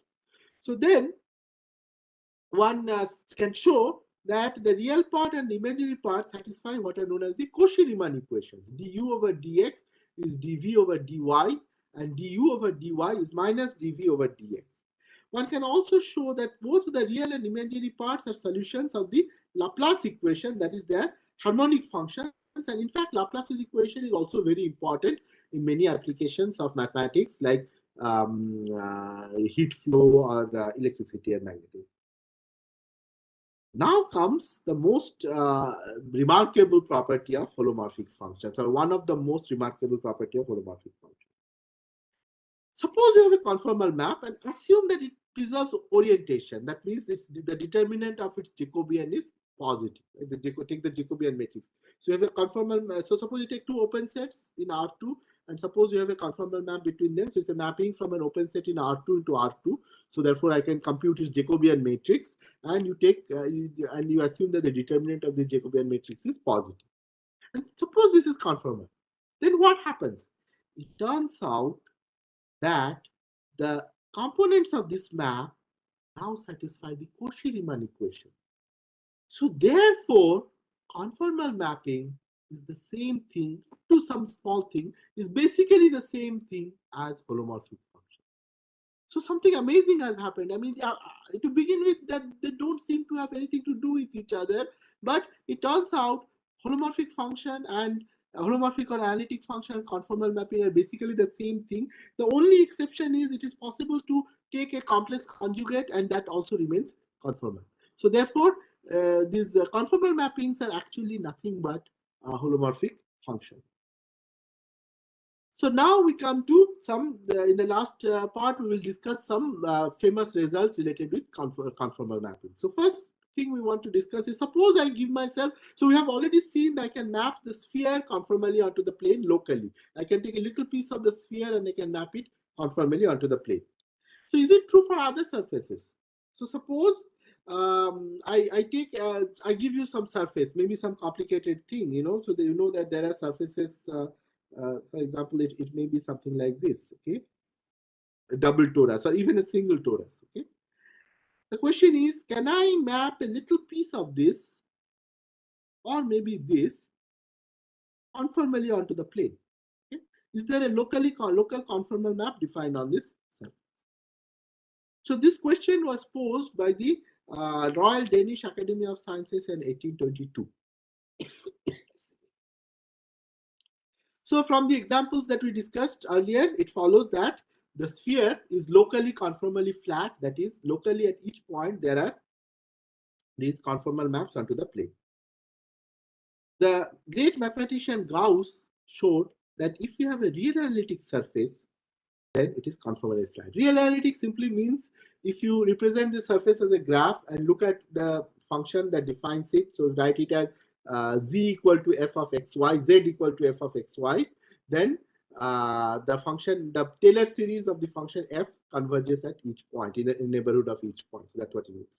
It's a very natural assumption, and he showed that if we have such a reasonable surface, then it is conformally flat. There is also always a conformal mapping from a little piece of that surface onto the plane. By more sophisticated methods, one can show that a smooth surface, any smooth surface simply means it's a surface in R3 which in locally is of the form z equal to f of xy, where f is a smooth function of x and y, infinitely many times differentiable. Then it is also conformally flat. So how it is proved? So as we saw that a conformal mapping of the plane gives rise to the Cauchy-Riemann equation. Conformal mapping of surfaces gives rise to some analog of Cauchy-Riemann equation known as the Beltrami equation. So basically, this whole question becomes solving the this is a partial system of partial differential equations, just like the Cauchy-Riemann equations. The whole question becomes how to solve the Beltrami equation, and that is what Gauss did, and that is what. Now we come to question of global conformal mapping. Till now we have been talking about local conformal mapping. You are given a point and you want a small open set to be mapped conformally onto, let's say, the plane or something like that. We can also ask whether given two surfaces, I can map one whole thing conformally into the other. That's a global conformal mapping. So for such a thing to happen, first of all, there should at least be a smooth map between the surfaces. So for example, it is completely clear that if I take, let's say, a sphere, I take a sphere and I take this surface, which is called a torus, then there is no way I can conformally map. I cannot even smoothly map one to the other because they look so different, so they're not diffeomorphic. There is no smooth map from one to the other with a smooth inverse. Okay? So suppose I have two diffeomorphic surfaces. So then we can ask whether they're conformally equivalent or not. So whether there is a conformal map with a conformal inverse. So it turns out that not all diffeomorphic surfaces are automatically conformal. An important example is the whole complex plane and disk. So one can show using Liouville's theorem in complex analysis that there is no conformal map from the whole complex plane into the disk because such a map would be a bounded analytic function, which is therefore constant. So therefore, from there one sees that the plane and the disk are not biholomorphic. Similarly, if one looks at annuli, that is to say, rings bounded by circles, they are conformally equivalent if and only if the ratio of the inner diameter to the outer diameter are both same. So therefore, in general, they are not conformally equivalent. So therefore, there are non-conformally equivalent surfaces which are diffeomorphic. In spite of this, there is one of the great theorems of complex analysis, in fact, all of mathematics, which is the Riemann mapping theorem, and it says the following. If I take simply connected domain, so now I have to explain what is simply connected. Simply connected means that there is no hole in it. So kind of it's easiest to visualize this if I give you an example of something which is not simply connected. For example, this annulus is not simply connected. For example, what I can do is I can take a curve here. I cannot shrink it smoothly to a point while remaining inside this domain. So therefore, it is not simply connected. What happens in a simply connected domain is that I can take any loop and I can shrink this loop to a point while remaining inside this domain. So we take such a simply connected domain, which is not the whole of the complex plane. Then, by a wonderful theorem, first stated by Riemann, but to which he gave sort of like an incomplete proof, such a domain is conformally equivalent to the unit disk. So this is one of the amazing theorems, and it is even more amazing because if we look at a simply connected domain, it can be really complicated. Here is a simply connected domain. Okay, its boundary is bad. It looks horrible. The only thing that is going for it is the fact that if I take a loop or something, then that loop can be shrunk to a point. Okay?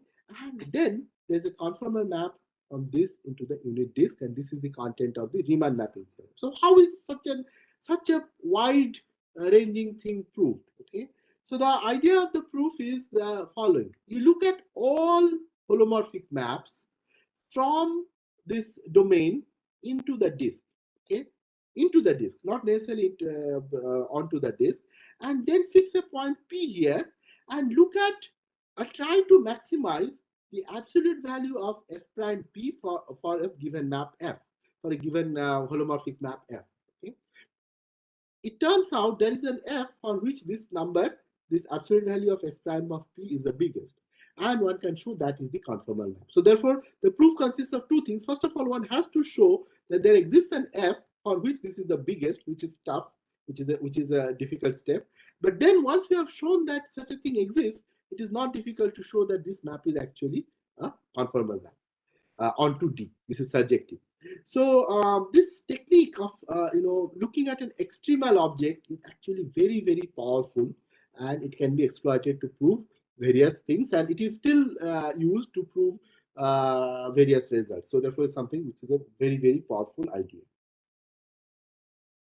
There is much more general statement than this, which is known as the uniformization theorem. So what is the uniformization theorem? So you take a Riemann surface. What is a Riemann surface? It is a surface with a conformal or a complex structure. So what happens is that we remember the angles, we remember shapes, but we forget sizes. Okay? So therefore, if there is a conformal map between two surfaces, they're the same Riemann surface. That is roughly what it is. Another way of thinking about it is that there are complex coordinates. But anyway, so it's a surface on which the notion of angles is well defined.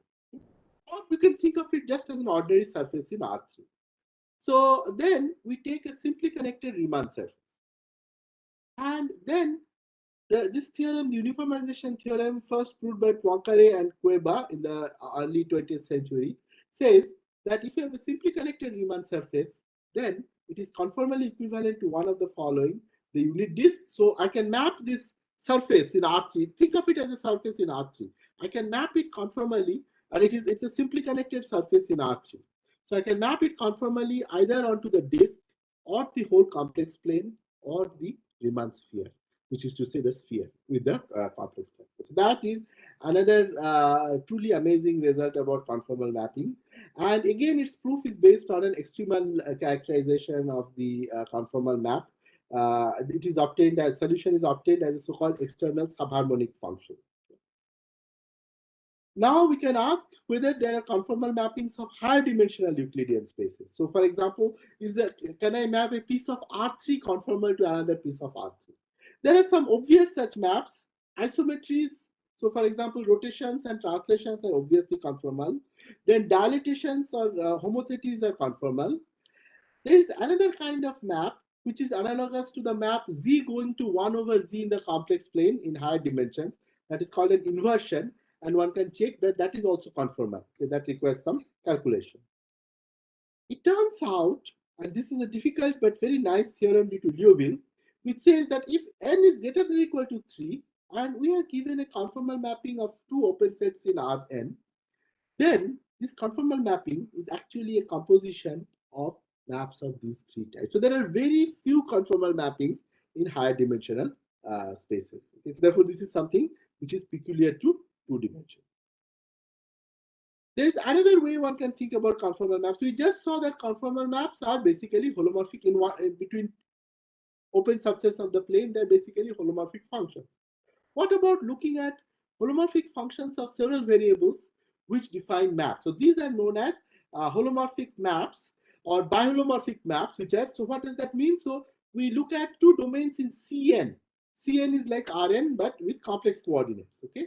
And a map is biholomorphic if each component is holomorphic. That means every component of this map is given the holomorphic function of several variables in such a way that's a one-to-one onto, and the inverse is also holomorphic. These are said to be biholomorphic maps. So more generally, one can look at higher dimensional analogs of Riemann surfaces, and one can define biholomorphic maps. Such maps are no longer conformal unless n is equal to 1. In one dimension, they are conformal, but in higher dimension, they are not conformal. Now, with biholomorphic mappings, one might ask whether there's an analog of the Riemann mapping theorem or the uniformization theorem, whether something like that happens. It turns out it is not the case. What happens is, for example, if I look at two of the simplest simply connected domains, namely the ball, which is basically the set of points in Cn, which are at unit distance from the origin, and the polydisk, which is the product of n disks, then these are not biholomorphic. There is no biholomorphic map between them. So therefore, there is no Riemann mapping theorem, or as some people say, there is a non-Riemann mapping theorem. So there is no Riemann mapping here. Okay. So therefore, now the question arises whether there is a way of classifying them. So I give myself two domains. Can I figure out their biholomorphic or not? This is very, very difficult, and it is still the subject of research.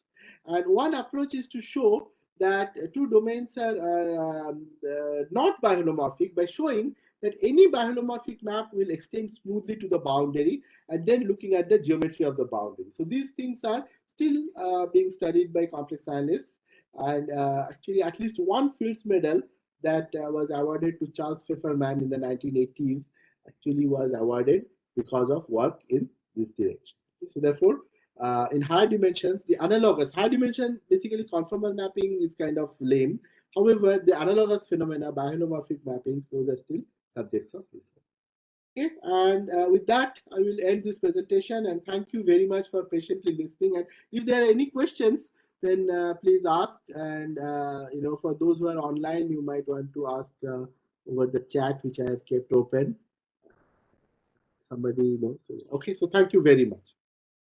Yeah, thank you very much, sir, for your nice motivational talk and giving the basic idea of the stereographic projections and so many projections. So, am I talk to the audience? If you have any queries, just you can raise your hand.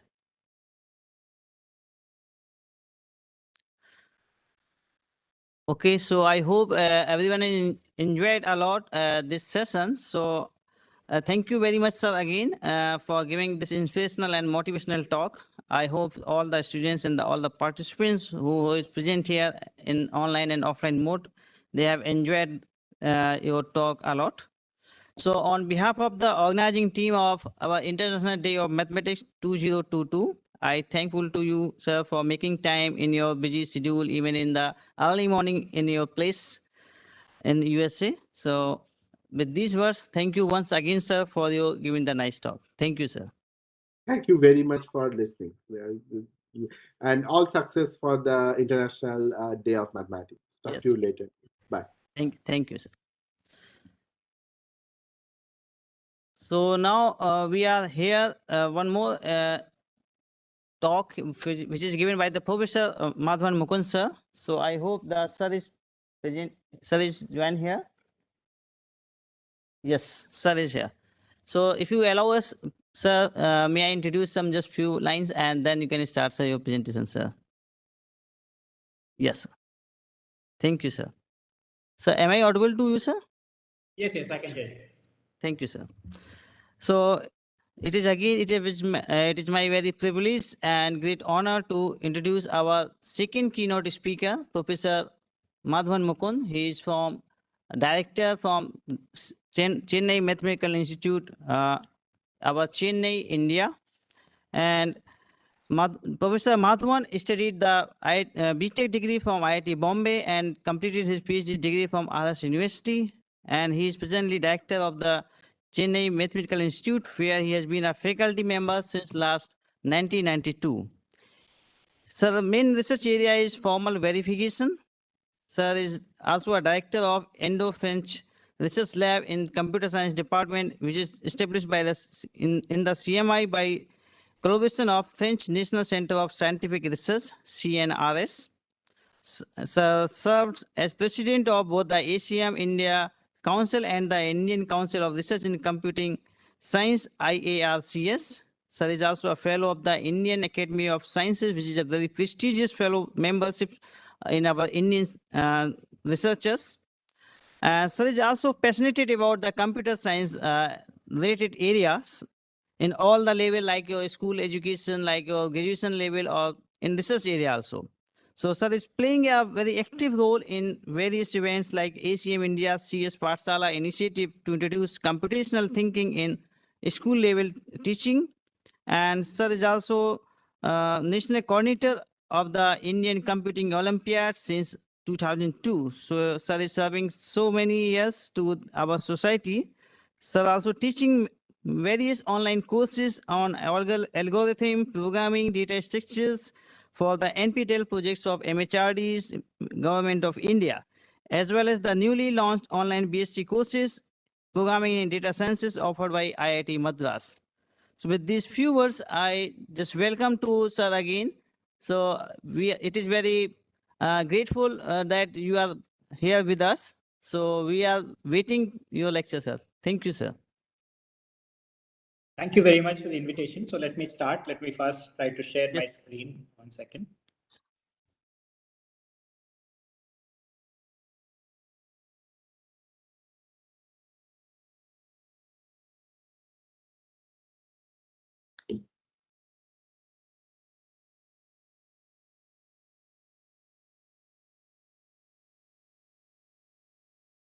So I hope you can see the presentation. Yes, sir. We can see you, sir. Okay.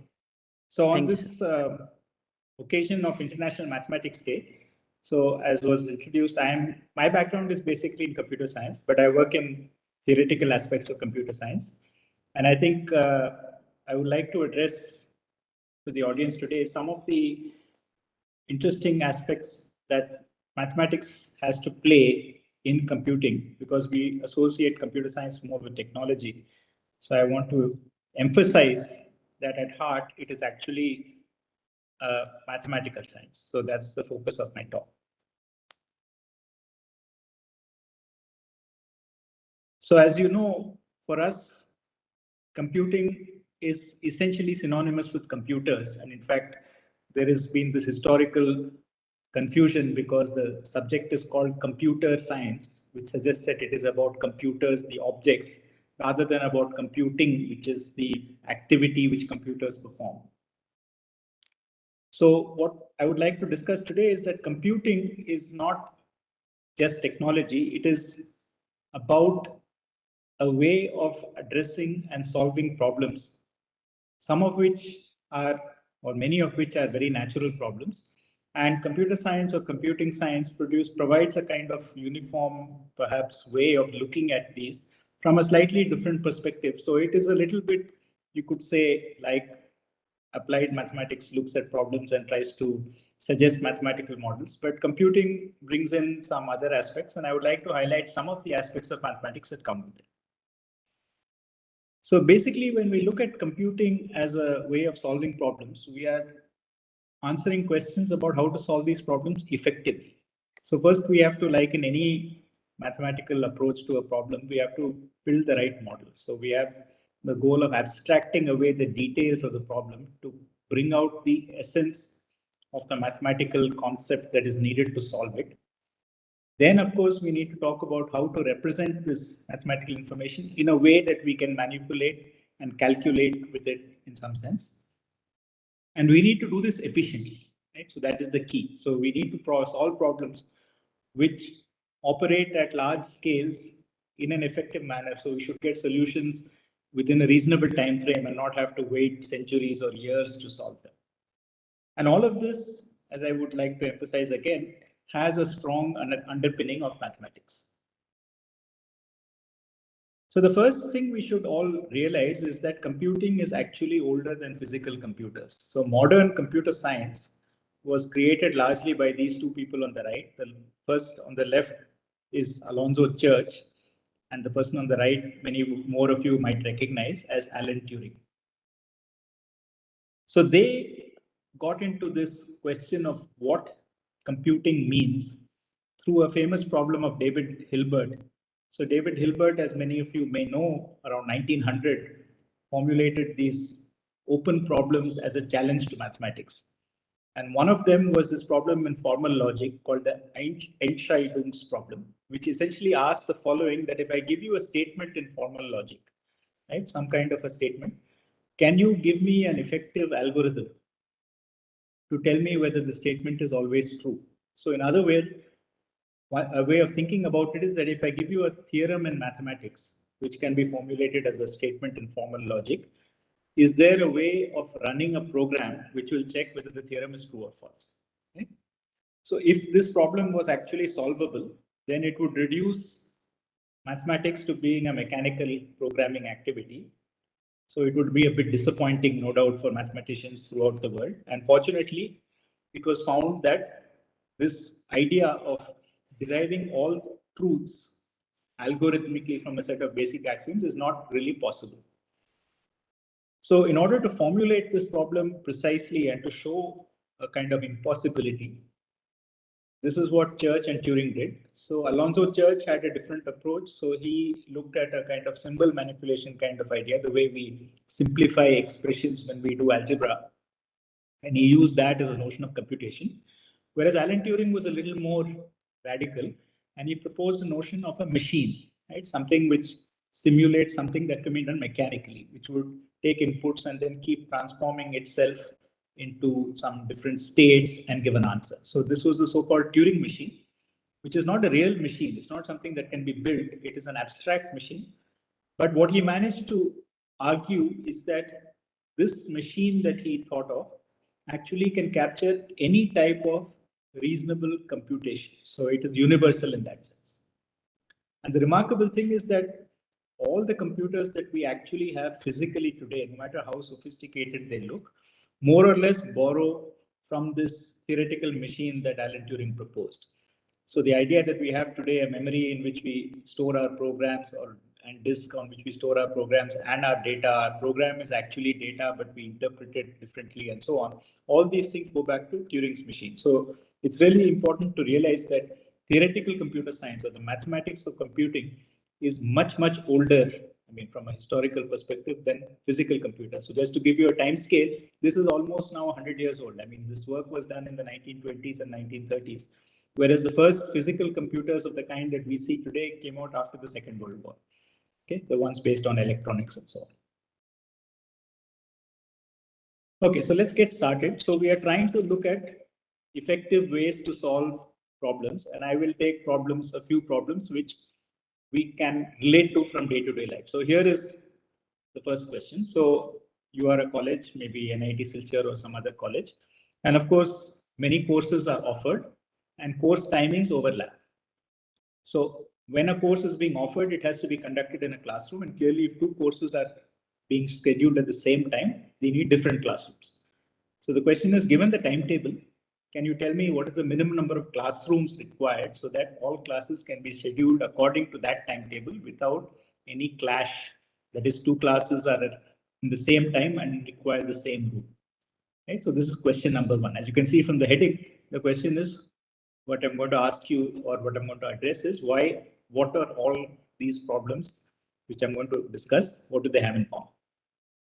So the second question is somewhat from a different domain, right? So as you know, we have security cameras everywhere. So supposing a hotel has been asked to place security cameras to cover all its corridors, what is an optimal way to place the cameras so that all the corridors are covered?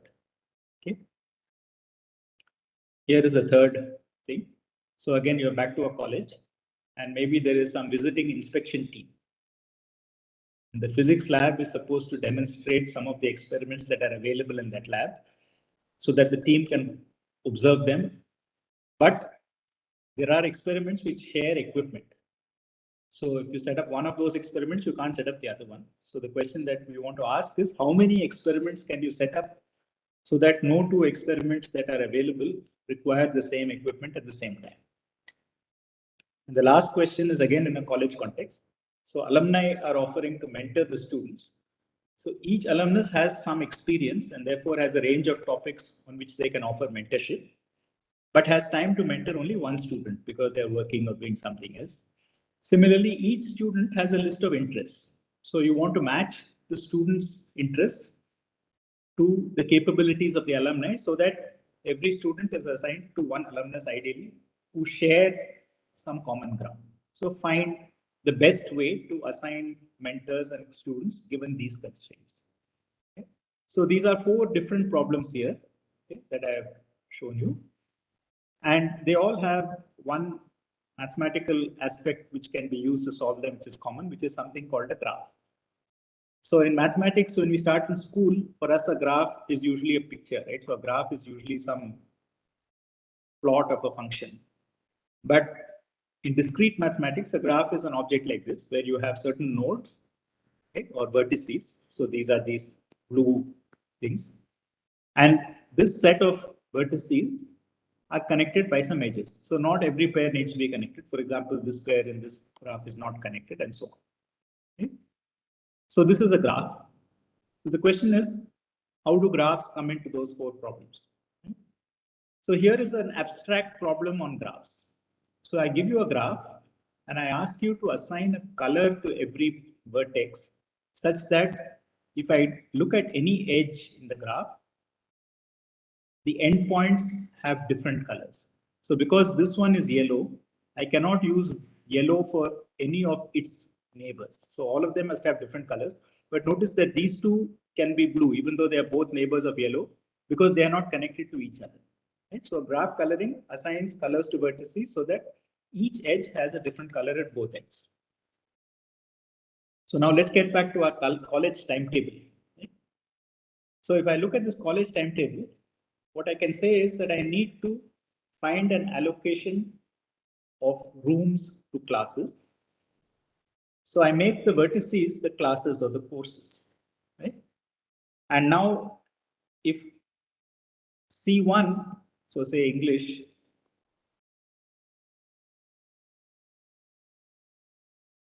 right? English is connected to maths if they overlap in time. And now the colors are the rooms. So if I put this in a blue room, then I must use, for example, a different color room for this. So by making sure that across an edge, the endpoints have different colors, it means that any two courses or classes which overlap in a time slot are assigned different rooms, right? So the classes are the colors, the classrooms are the colors, and the courses are the vertices. And then this problem of asking how many classrooms I need to satisfy the constraints of the timetable is the same as asking how many colors I need to color this graph. Of course, there is a trivial solution to the classroom problem, right? I can just create one classroom for every course. So that classroom is used only for that course. So it is always solvable in that sense. But of course, no building is going to have that many classrooms. So really, one can always find a solution. But the question is, what is the smallest solution? What is the minimum number of classrooms that we want to find? So this is the first application of this abstract object called a graph to one of the problems we saw. So let me show you another one. So this is a different problem on graphs. So here is a graph and some of the vertices have been colored red. And the reason that these have been colored red is if I look at any edge, at least one endpoint has a red color. So if I take any edge in this graph, at least one endpoint. Okay, some of them, both endpoints may be red. That's okay. It's not like a coloring. In a coloring, I said the two endpoints must have different colors. This is a different question which says that I color some of them red and I leave the others uncolored with the requirement that whenever I pick up any edge in my graph, okay, one of the endpoints at least must be colored. So this is called a vertex cover. The red vertices cover all the edges in the graph because between them, they connect to every edge in the graph. So if you look at the second problem that we had, we wanted a hotel to place security cameras to cover all the corridors. So it's not surprising that covering the corridors is connected to this idea of a vertex cover. So here what we say is that the corridors are basically represented by their intersection. So if I have a corridor which looks like this, and it meets a corridor that looks like this, right? So then I have two corridors. I have this corridor, and I have this corridor. So if I put a camera here at this intersection, different color, if I put a camera at this intersection, it can look across both these corridors. Okay. So what we first observe is that the best place to put these cameras is at the corners where, or the places where two or more corridors intersect. Because when a corridor intersects with another corridor, you can save on one camera by looking at more than one corridor at a time. So the vertices now in our graph are going to be these corridor intersections, right? And then we will say that there may be another intersection here, right? So there may be a possibility of putting a camera at this point. Now we will say that these two locations are connected by an edge in our graph because they can see each other, right? So two camera locations L1 and L2 are connected in our graph by an edge if they are connected in the physical hotel by a corridor. So that if I put a camera at one point, the other point is also visible. So there is no need for a camera at both points. Okay? So now if we claim that a camera location at any location can observe all the corridors that it's connected to, then we are exactly looking for a vertex cover. We want to make sure that all the locations, right, are visible either by a camera located there, or they are visible to a camera which is located elsewhere, which can see that camera. Okay? And in this way, we can make sure that minimum vertex cover actually corresponds to a minimum allocation of cameras to these corridors. So the third problem that we looked at was about the physics lab, and that's actually in a sense dual to the question that we had before. So in the previous question, we were saying color some vertices red so that they connect to every edge. Now we are saying collect some vertices edge so that no red vertex is connected directly to any other red vertex, right? So we don't have an edge here, we don't have an edge here. So all these are pairwise disconnected. Right? So this is what is called an independent set. So here, instead of asking that the red vertices cover all the edges, we are saying that the red vertices are mutually independent. And this is exactly what we want for that physics lab problem, because there we are saying that we want to set up these experiments, and two experiments may share equipment, in which case if I use one, I cannot do the other. So I make those connected by an edge, right? Now, if I choose two experiments which are disconnected, they don't have an edge between them, that means they don't share any equipment, so they can be simultaneously scheduled. So if I can now find a maximum such set of experiments where no two of them are connected by an edge, that means that all of them can be done at the same time. And that's what we're looking for, a maximum independence. The last question is the question about mentors and students. So we wanted to match mentors to students, and this is precisely in graph theory called matching. So supposing I have a graph like this, I have one side, so maybe the 1, 2, 3, 4 represents the students, right? And the other side, 5, 6, 7, 8 represents the mentors.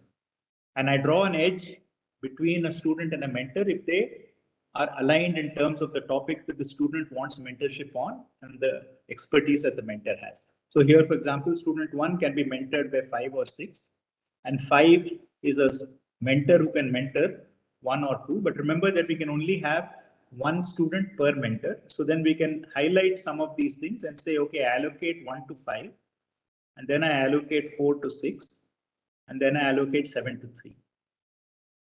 Okay, but this is not perhaps the best thing to do. So we could also do, for example, something else. So we could do 1 to 5, 6 to 3, and then I can, for example, do 7 to 4 and so on, right? Or I could have done 6 to 4 and then 7 to 5 and then 8 to 3. So actually it is possible in this particular graph for all the 4 students to be assigned independently to all the 4 mentors without any conflict. So in this question, the vertices are both one side of, so there are two kinds of vertices really. There are one half of the vertices, or one part of the vertices are the alumni, the other part of the students. And we have connections between alumni and students. So an alumnus A is connected to a student S if S and A have an overlap. And we want now a matching which assigns each alumnus to one student, okay, so that we have a maximum number of such matches. So these are 4 examples of specific problems on graphs, but this is a general tool in a lot of computing applications. So graphs and understanding graphs and working with graphs is quite an important aspect of doing problems or solving problems in computing. So efficient algorithms for graph problems can solve a variety of applications. Now it turns out that the theory of computing says that some problems have efficient solutions. For instance, finding a maximum matching for this alumni student mentor graph actually can be done efficiently. Some are not known to have efficient matching. For example, the question of finding the best assignment of classrooms to courses, the minimum coloring problem, or the minimum vertex cover problem, or the maximum independence set problem. Right? So depending on what question you're asking about the graphs, it may be relatively speaking easy to solve, or it may not be easy to solve. Okay? Some of them are actually the same problem. Okay? So I hinted that the maximum independent set problem is actually dual to the minimum vertex cover. So if I take the minimum vertex cover and I leave out all the edges, I take all the vertices which are not in that cover, they will actually form a maximum independent set. Okay? So the complement of the vertex set of the cover is actually independent set. So if you minimize the cover, you maximize the independent set. So some problems are actually can be shown to be the same as some other problems. So if you can solve one, you can solve the other. And this has led to a very elaborate theory of classifying the complexity of problems in computing in general, especially those that are not known to have efficient solutions. So I will not go into this details now, but some of you may have seen this term at least called NP completeness. So this refers to questions where there is typically a brute force solution, which consists of enumerating every possible answer and then choosing the best among them. Right? So for instance, you can try out every way of assigning students to mentors and choose the best one. Or you can try out every way of coloring the graph and choose the minimum one. So for the mentorship problem, you don't need to do that. What we claim is that you can actually find this alumni student mentor edges faster than trying out every answer. But for things like finding the smallest coloring or finding the minimum vertex cover, we really don't have a much better answer right now than trying out all the options and choosing the best one. Now, this is interesting because of this equivalence. So there are many problems which fall into this category, and many of them are immensely practical problems. You can see that this vertex covering problem or the coloring problem, they are related to things like scheduling, which people have been interested in for hundreds of years, much before computing as a science was born. So these problems are real life problems. Another problem which is in the same category is how to pack, for example, cartons in a truck. For example, you want to send cartons, so cartons cannot be, or crates of different sizes. Or imagine that you're moving your furniture from one house to another house, and you want to rent a truck. So you want to minimize the number of transfers you do, the number of truckloads you send, or the number of wagons you have to rent for your cartons. How do you pack these cartons in an optimum way? Because they can't be compressed. So they are of odd shapes. So when you put them in a carton, in a larger container, they will leave some gaps. So how do you rearrange them so that these gaps are minimized and you use the fewest number of trips? So this bin packing problem is also of the same category. So the thing is that in a more indirect way, this kind of equivalence can be shown. And so all these problems in some sense are equally easy or equally hard. And given that many of them are of immense practical importance and a lot of extremely intelligent people, both theoreticians and applied people and engineers have looked at these for hundreds of years and not found a better solution for any of them. There is strong, in that sense, circumstantial evidence that these problems are actually hard. But as a mathematician, you want to prove that this cannot be done any other way in general, and that is still elusive. So this problem of showing whether these questions are actually mathematically intractable in terms of algorithmic efficiency is one of the $1 million problems of the Clay Institute. So coming back to graphs, one other dimension one can explore is not the problem itself, but the class of graphs one is working with. So some problems are efficient no matter what graph you give me. For example, if I ask whether 2 points on the graph are connected by a sequence of edges, or if I put some some lengths on the graph. So supposing you're looking at a graph which represents the network of, say, flights or of roads, and you want to find the shortest connection from one place to another in terms of time or in terms of distance. So these can be solved efficiently no matter what the graph looks like. Efficiently means it depends on the size of the graph, but given any graph, you can solve it in a reasonable amount of time based on the size. So of course, if you give a larger graph, it takes more time, but it's not going to be an unreasonable amount of time. Other problems work for special classes of graphs. So for instance, the alumni student network that we looked at is actually a special class of graph called a bipartite graph, because we have two types of vertices. We have alumni and students, and there are no edges between vertices of the same type. Alumni don't mentor other alumni, and students don't seek mentorship from other students. So every edge connects a vertex on one side, the students, with the vertex on the other side, the alumni. So finding a maximum matching, which we claimed is efficient, is actually very efficient for bipartite graphs. Another type of graph which is efficient is something called a planar graph. So a planar graph is something that we can draw on a sheet of paper without any edges crossing. Okay, so this is a planar graph. Now, if I want to connect this to this is still a planar graph, even though I would normally draw it this way. So a planar graph, edges should not cross. But now beyond this, if I want to add one more edge, for example, supposing I want to connect this one to this one, right?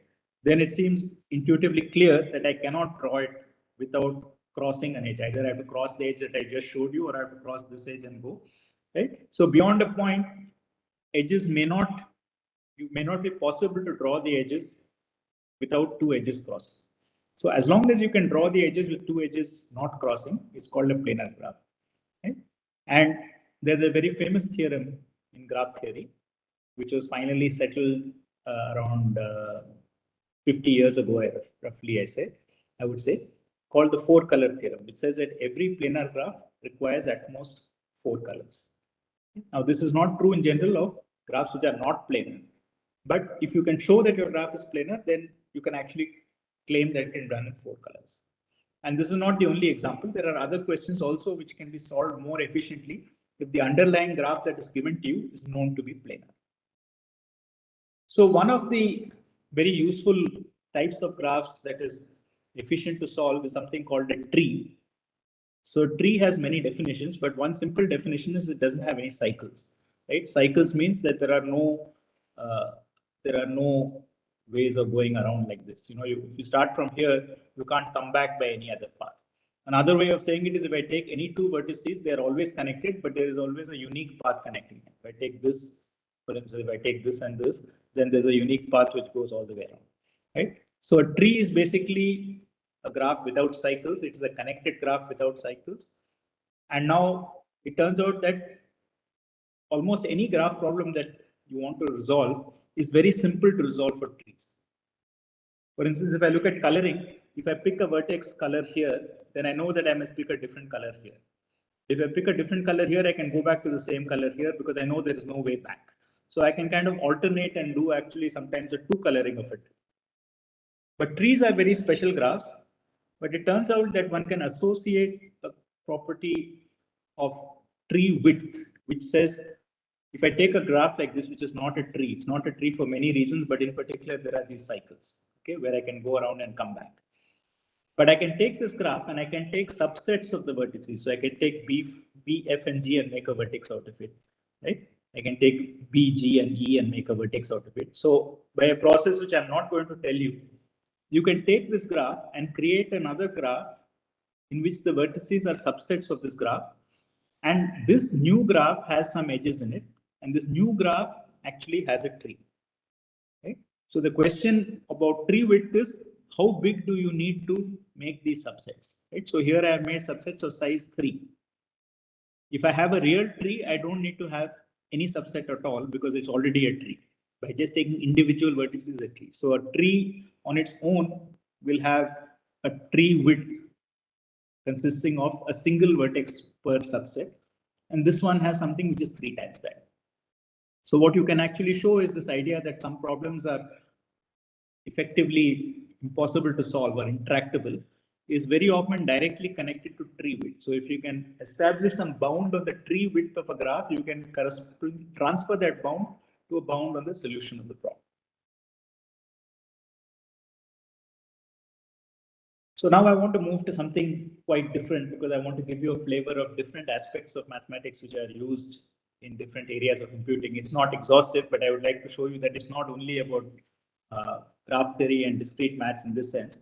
So another very powerful idea which arises in computing is something called randomization. So a traditional algorithm, as many of you who have studied programming would know, is that of a deterministic procedure. I write down some rules and I follow those rules. The rules can have conditions. If this happens, do this. If this happens, do that. But the outcome can always be predicted once the input is given. And this predictability is sometimes a problem, right? Because the input could have some peculiarity and the algorithm is forced into some difficult computation because of this peculiarity, what is called a corner case. So a very good example of this is an algorithm called quicksort. Right? So quicksort is intuitively a very simple algorithm to sort a list of numbers. So I give you a list of numbers to sort, which is sort meaning I want to arrange it in ascending or descending order. Right? So I don't know anything about this list to begin with. So I pick some number. Say I pick the first number in the list. And then I split this into 2 parts. So say this is X. I put this in 2 parts. Those which are smaller than X and those which are bigger than X. Right? And I have that X itself over here.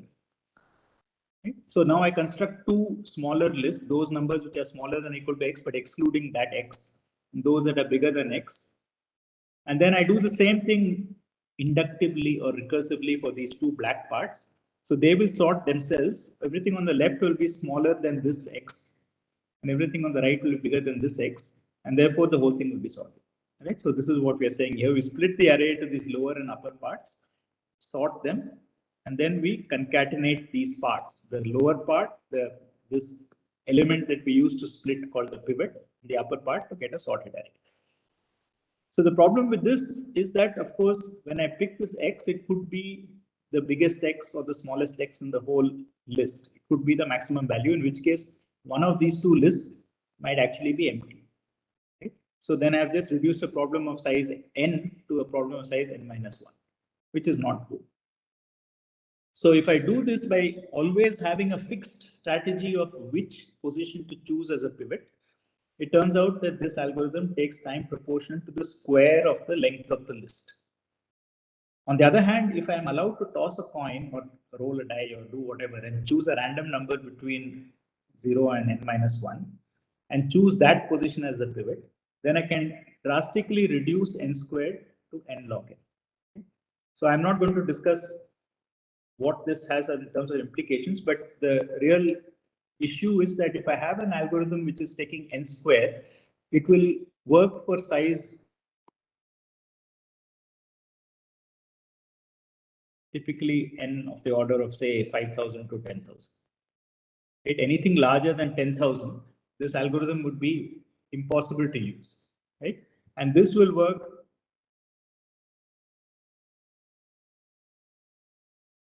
for an algorithm which is say 10 to the 9. And the reason I mentioned 10 to the 9 is 10 to the 9, right, is roughly 100 crores. This is approximately the population of India. So if I have to do something like, for example, arrange all the Aadhaar numbers of Indian citizens in an order so that I can search through them effectively, then if I use an n square sorting algorithm, it's going to take forever. In fact, it will take some 30 years or something like that. Right? Whereas if I do it with an n log n algorithm, then I'll actually bring it down to a few minutes, which is much more manageable. So there is a huge difference between n squared and n log n for practical sizes of data. That's why I want to emphasize that it's not just an effective way to solve the problem in terms of providing a procedure, but also the time efficiency matters in computing. So bringing something from n squared to n log n is enormously useful in practice, because we can really solve real life size data as opposed to toy data. Imagine with 10,000, you could not even solve this problem for a medium sized city in India. So the thing about randomization is that the idea is very simple. Like what did we do in quicksort, what I just described is that you pick, instead of picking a fixed position as a splitter or pivot, right, you choose a random one. So this is almost always the thing. At some point, you just randomly permute your input. Another way of thinking about that is you randomly permute the input and then take the first position. Okay? But you effectively make a random choice. The difficulty is proving why that works. Right? So the real hard part, and this is where the mathematics comes in, is the analysis. So here we'll move into a different type of analysis which comes from probability theory. You have to do things like, you know, Chebyshev inequalities and so on, and look at probability distributions. But even getting a distribution can be hard. Right? What is the distribution of all inputs? Even if you assume that all inputs are of equal, what should we say, they're uniformly distributed. Right? What is the space of all inputs that you should consider? Now, sorting is a very simple case. Right? Sorting, you get a sequence of n values.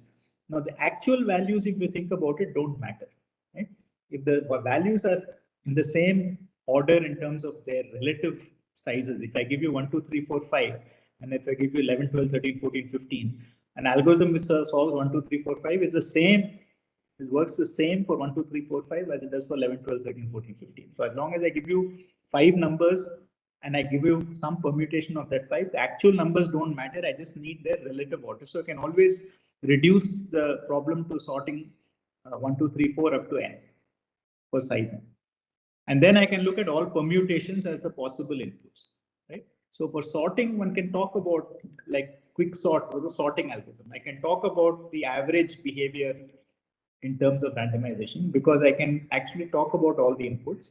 But what about graphs? Right? what is the space of all graphs? How do we even compute a reasonable set, even if you want a uniform distribution? If I ask you to solve something by randomization for coloring, right? All graphs of size n, how do I talk about the different ways in which the edges can be drawn and so on? So analysis is quite tricky, and that's why randomized algorithms are not always that easy to actually, I mean, they often work, but to show that they work mathematically is quite hard. And finally, of course, we don't want to really go away from this idea of having a predictable algorithm. So there is something called de-randomization. Right? So de-randomization essentially consists of building in the random choices as part of your algorithm. And how costly is that? So that's an implementation issue for randomized algorithms. So we looked at a situation with sorting, quicksort, where randomization gives you a solution which is better than the corresponding solution without randomization. But sometimes it turns out that randomization is actually fundamental to solving the problem. So here is a situation which arises in a different type of computation called distributed computing. So now we are all used to these ideas of, sensors and devices and all that. So these sensors and devices talk to each other. And usually they have to send their data back to some central source. So there has to be some way for these devices to collect this information collectively and send it back. And this is usually abstracted as a problem called leader election. So you have a bunch of nodes connected to each other, and they want to elect a leader, and that leader will kind of coordinate the activity of, say, collecting data and transmitting it to a central source or whatever. So here is a simple situation where these processes are not connected arbitrarily, but are connected in a ring. So every node can talk to its neighbors in the ring, but cannot directly talk. So there's no direct way to send a message, say, from the top node to the bottom node. It has to go via this way or this way. Okay, or this way. So now how do we elect a leader? So one sort of strategy is that everybody picks a number. So it's not important who the leader is. That's the point. Everybody must agree that somebody is a leader. So the nodes are all equivalent in terms of other capabilities. It's not that one is more powerful computationally than the other. It's just that they need to designate the right node, one node, so that there's no ambiguity about whom to send their data to be sent to the main controller or whatever. So each process now suggests a number in a range, right, and circulates it around the ring. And the idea is very simple: the largest number wins.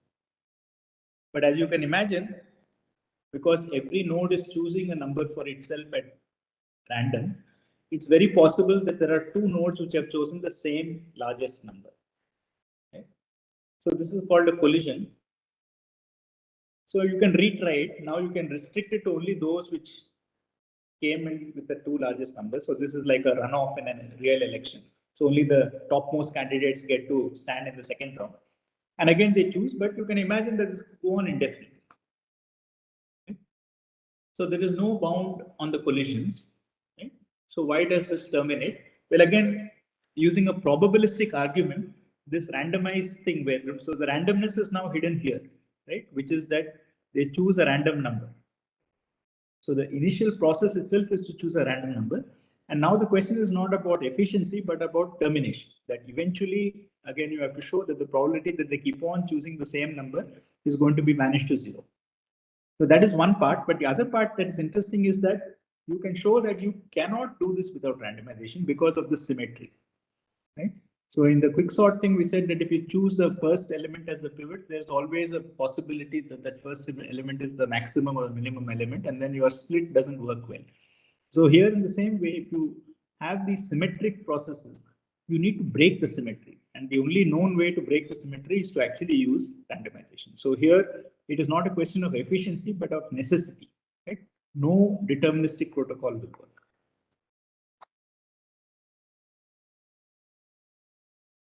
So turning to another technique which is very popular and used in a number of places, and this is genuinely something which I think can be considered a contribution of computing, because I don't think in mathematics this question had any central role to play prior to this, unlike graphs and randomization or probability, which obviously are older topics which have their own mathematical interest.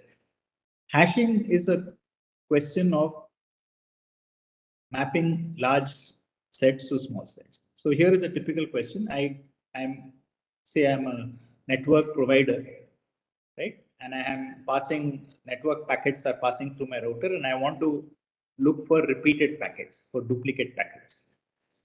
So the problem is that the number of number of types of packets is very large, right? So I cannot remember every packet that passed through my router and check whether another packet that's passing through is the same or not, because the number of different packets is huge. So the idea is to hash, means I take my set of possible packets and I map each packet to a value from a much smaller set.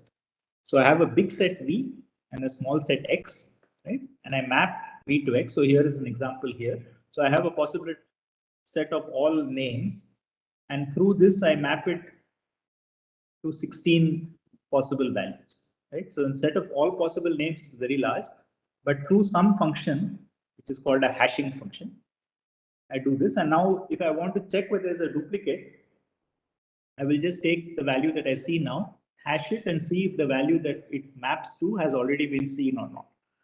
Now, this, of course, is not guaranteed to be correct, because thanks to the fact that V is large and X is small, clearly, if this function exists, such a function exists, it must map more than one value in V to the same value in X. So these are called collisions. Okay. Now you can get around this by, for example, choosing a number of hash functions and checking that all of them agree. So if one agrees, it is reasonably likely, but will n of them agree? Less likely. Okay. So you want to now select a collection of independent hash functions to minimize the possibility of collisions. So here again, designing and proving that such a family of hash functions actually has a very low probability of collisions requires some very clever probabilistic analysis. But this is very critical for many such algorithms. For example, when you have a large amount of data and you want to get some kind of a quick summary of the distribution of values in this data, so then you have to use some kind of sampling. And there is something called sketching, okay, which is how to create this summary from a small subset. So these all use hashing. Another place that we use hashing are in something called data structures, but I will not talk about that right now. So hashing is, again, it's a mathematically important tool, which is to construct this family of hash functions. And to prove that this family is good requires a good amount of probabilistic analysis.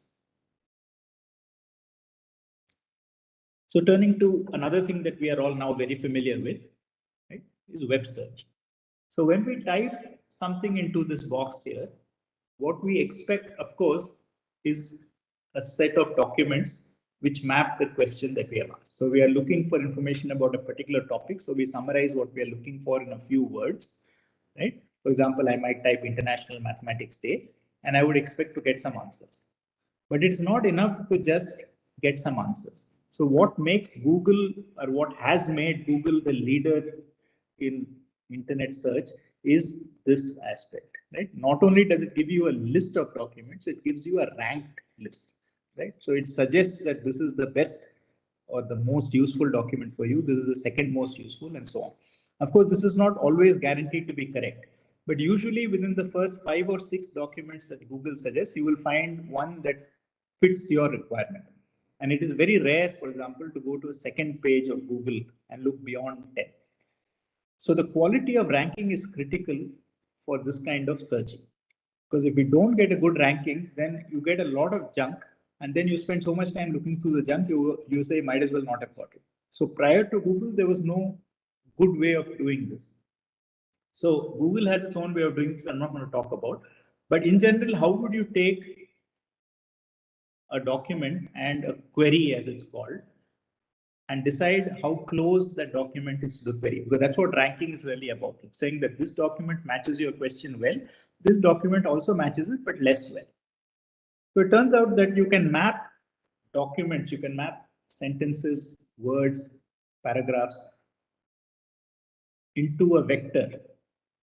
Right? So you can represent every document as a vector of words. Which words are there in your document, which words are not there in your document, and this forms a vector. So this has a direction. And your query also has some words, it also has a direction. And the correct thing to do, at least one of the correct things to do, is to measure how far your query is from the document in terms of these vectors. What is the angle between them? Right? So if they are very well aligned, if your query contains all the words in the document, then it will be kind of aligned along those coordinates at least. Then you will have a very small angle. If they are not well aligned, you will have a big angle. Right? So as you know, if the angle is small, cosine of 0 is 1, cosine of pi by 2 or cosine of 90 is 0.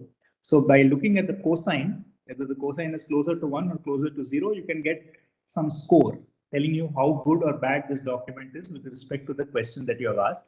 And this now becomes a basis for ranking. So this vector space model, which now brings in a different type of mathematics, some kind of linear algebra into the thing, is also useful for solving questions related to computing.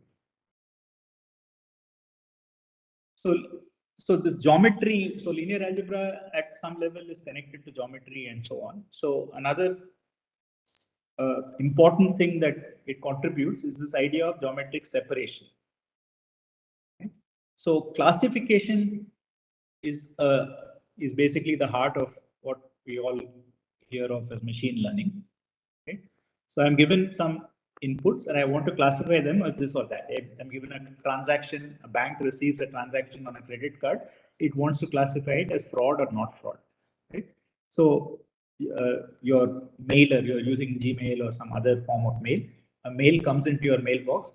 The mailer decides it's junk mail and puts it into a junk mail folder, or it keeps it in the main folder for you to read. Right? So these are all classification problems. So abstractly, a classification problem consists of separating one type from another type. Right? So input is either of type 0 or type 1. Either it is junk mail, not junk mail. Either it's a fraud, not a fraud. Right? So one way of doing this is to, again, map each input to some kind of a vector. Right? So think of it as a k-dimensional point in some high-dimensional space and look for a separator, a geometric separator. Okay? So a lot of machine learning also comes under this category of looking for linear or non-linear separators. So in the case of non-linear separators, what you do is you try to do a transformation. Right? So here, for instance, the separator is a circle. We have these white balls or whatever inside the circle, and we have these black balls outside the circle. Let's assume that this is the circle, unit circle, right? Then if I map xy,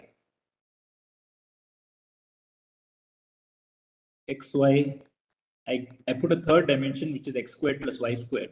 Then what happens is that everything which is outside the circle goes above this line. So this is z equal to 1. And everything which is inside the circle goes below the line. And then I find a linear separator. So in the z-axis, I find a linear separator. So you can do this geometric transformation from 2 dimensions to 3 dimensions and find a linear separator. So you can blow up the space that you're given to classify into a larger space, and in that larger space, you find a linear separator. And this is what is called a kernel method. Okay? So the question is how to choose such a kernel, right? And that becomes an interesting question mathematically. Another thing which comes from linear algebra is something called a singular value decomposition. And when we use it in machine learning, a singular value decomposition provides a clustering into concepts. So for instance, you might have documents which talk about cars and automobiles. Now, as words, they are different, but every time you see a document of the car, you are likely to also see a document, the same document mentioning automobile. So the singular value decomposition can help you identify such things where you have different words which correspond to the same concept, right? And then break down your kind of matrix which associates documents with concepts into a smaller document. Okay? So this is another type of linear algebra which is used in machine learning. So linear algebra also is, of course, at the heart of optimization. So in general, linear programming is a very powerful tool. It is a problem for which all the constraints are linear and for which there is an efficient algorithm. And you can use linear programming to model and solve a large number of problems. Right? And beyond linear programming, you have things like quadratic programming and convex optimization. And these are very crucially used in machine learning in order to find these optimum separators and things like that. So that roughly brings me to the end of this very short excursion into different aspects of mathematics in computer science. So what I hope I have convinced you is that computer science is not about technology. I mean, of course, for us, computers are very now indispensable and technology is a very important part of our usage of computing. But if you really want to study computing at its heart, it is very largely a mathematical activity. So if we are able to abstract a computational problem into a mathematical one, we get better clarity about what the problem really is that we're trying to solve. And then we are also able to analyze it better and find better solutions. So I've given you examples from graph theory, probability theory, linear algebra. There are many more examples we have not talked about. For example, number theory is underpinning of many ideas in cryptography. I have not talked to you about Turing's machines at all. So automata theory and mathematical logic, which both come out of the Turing machine idea, are used in this notion of verification to check whether a system or a computing system meets its specification, does what it's told. And then today we have a lot of computer science used outside just this digital domain. So we all know that planes, for instance, are controlled by algorithms. And we had these horrific problems with the 737 MAX crashing. Right? So we have these so-called hybrid systems where we have physical systems which are run by differential equations and which are designed using control theory. But underlying it, there are some sensors which provide data which is computed by an algorithm in order to control the thing. And how do these hybrid systems work? So there's a lot of mathematics to be explored, and depending on what your interest is, you are bound to find something in computing which overlaps with mathematics, which is of interest to you. So with this, I will leave you and thank the organizers. Yeah, thank you very much, sir, for your nice talk. So I just request to the audience, if you have your query, you just ask your queries. Raise your hand so we can go. Yes. Okay, so I hope all the students has enjoyed this keynote talk very interestingly. So with these words, I'm just thankful again, sir, so for your nice talk and giving the basic idea of the means computer science engineering, how the mathematics is related in that area. So basically in the areas like graph theory, optimization, linear algebra, and that type of applications we have to see in real life applications, but normally we have not understand how the mathematics is related in that areas. So I hope those are means newcomers in that area, means those are working in graduates which are just reading that subjects, but when you are going to the Google and you search that areas, how the mathematics is related to that computer science. So basically these are very just alternative subjects, means some of the times if you feel that. So with these words, I thank again Professor Mukund, who is joined that session and given the nice inspirational and that basic talk. Thank you, sir. Thank you very much. Goodbye. Thank you, sir.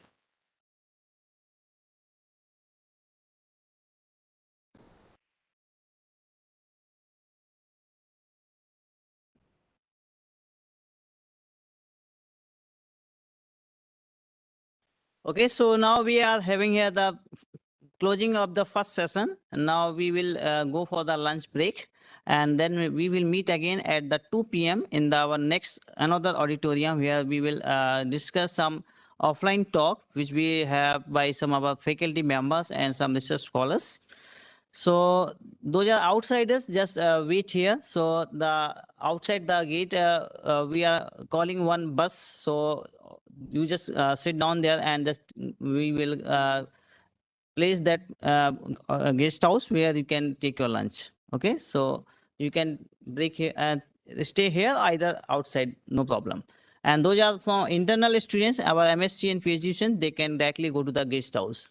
Okay, so you can take your lunch. Thank you all.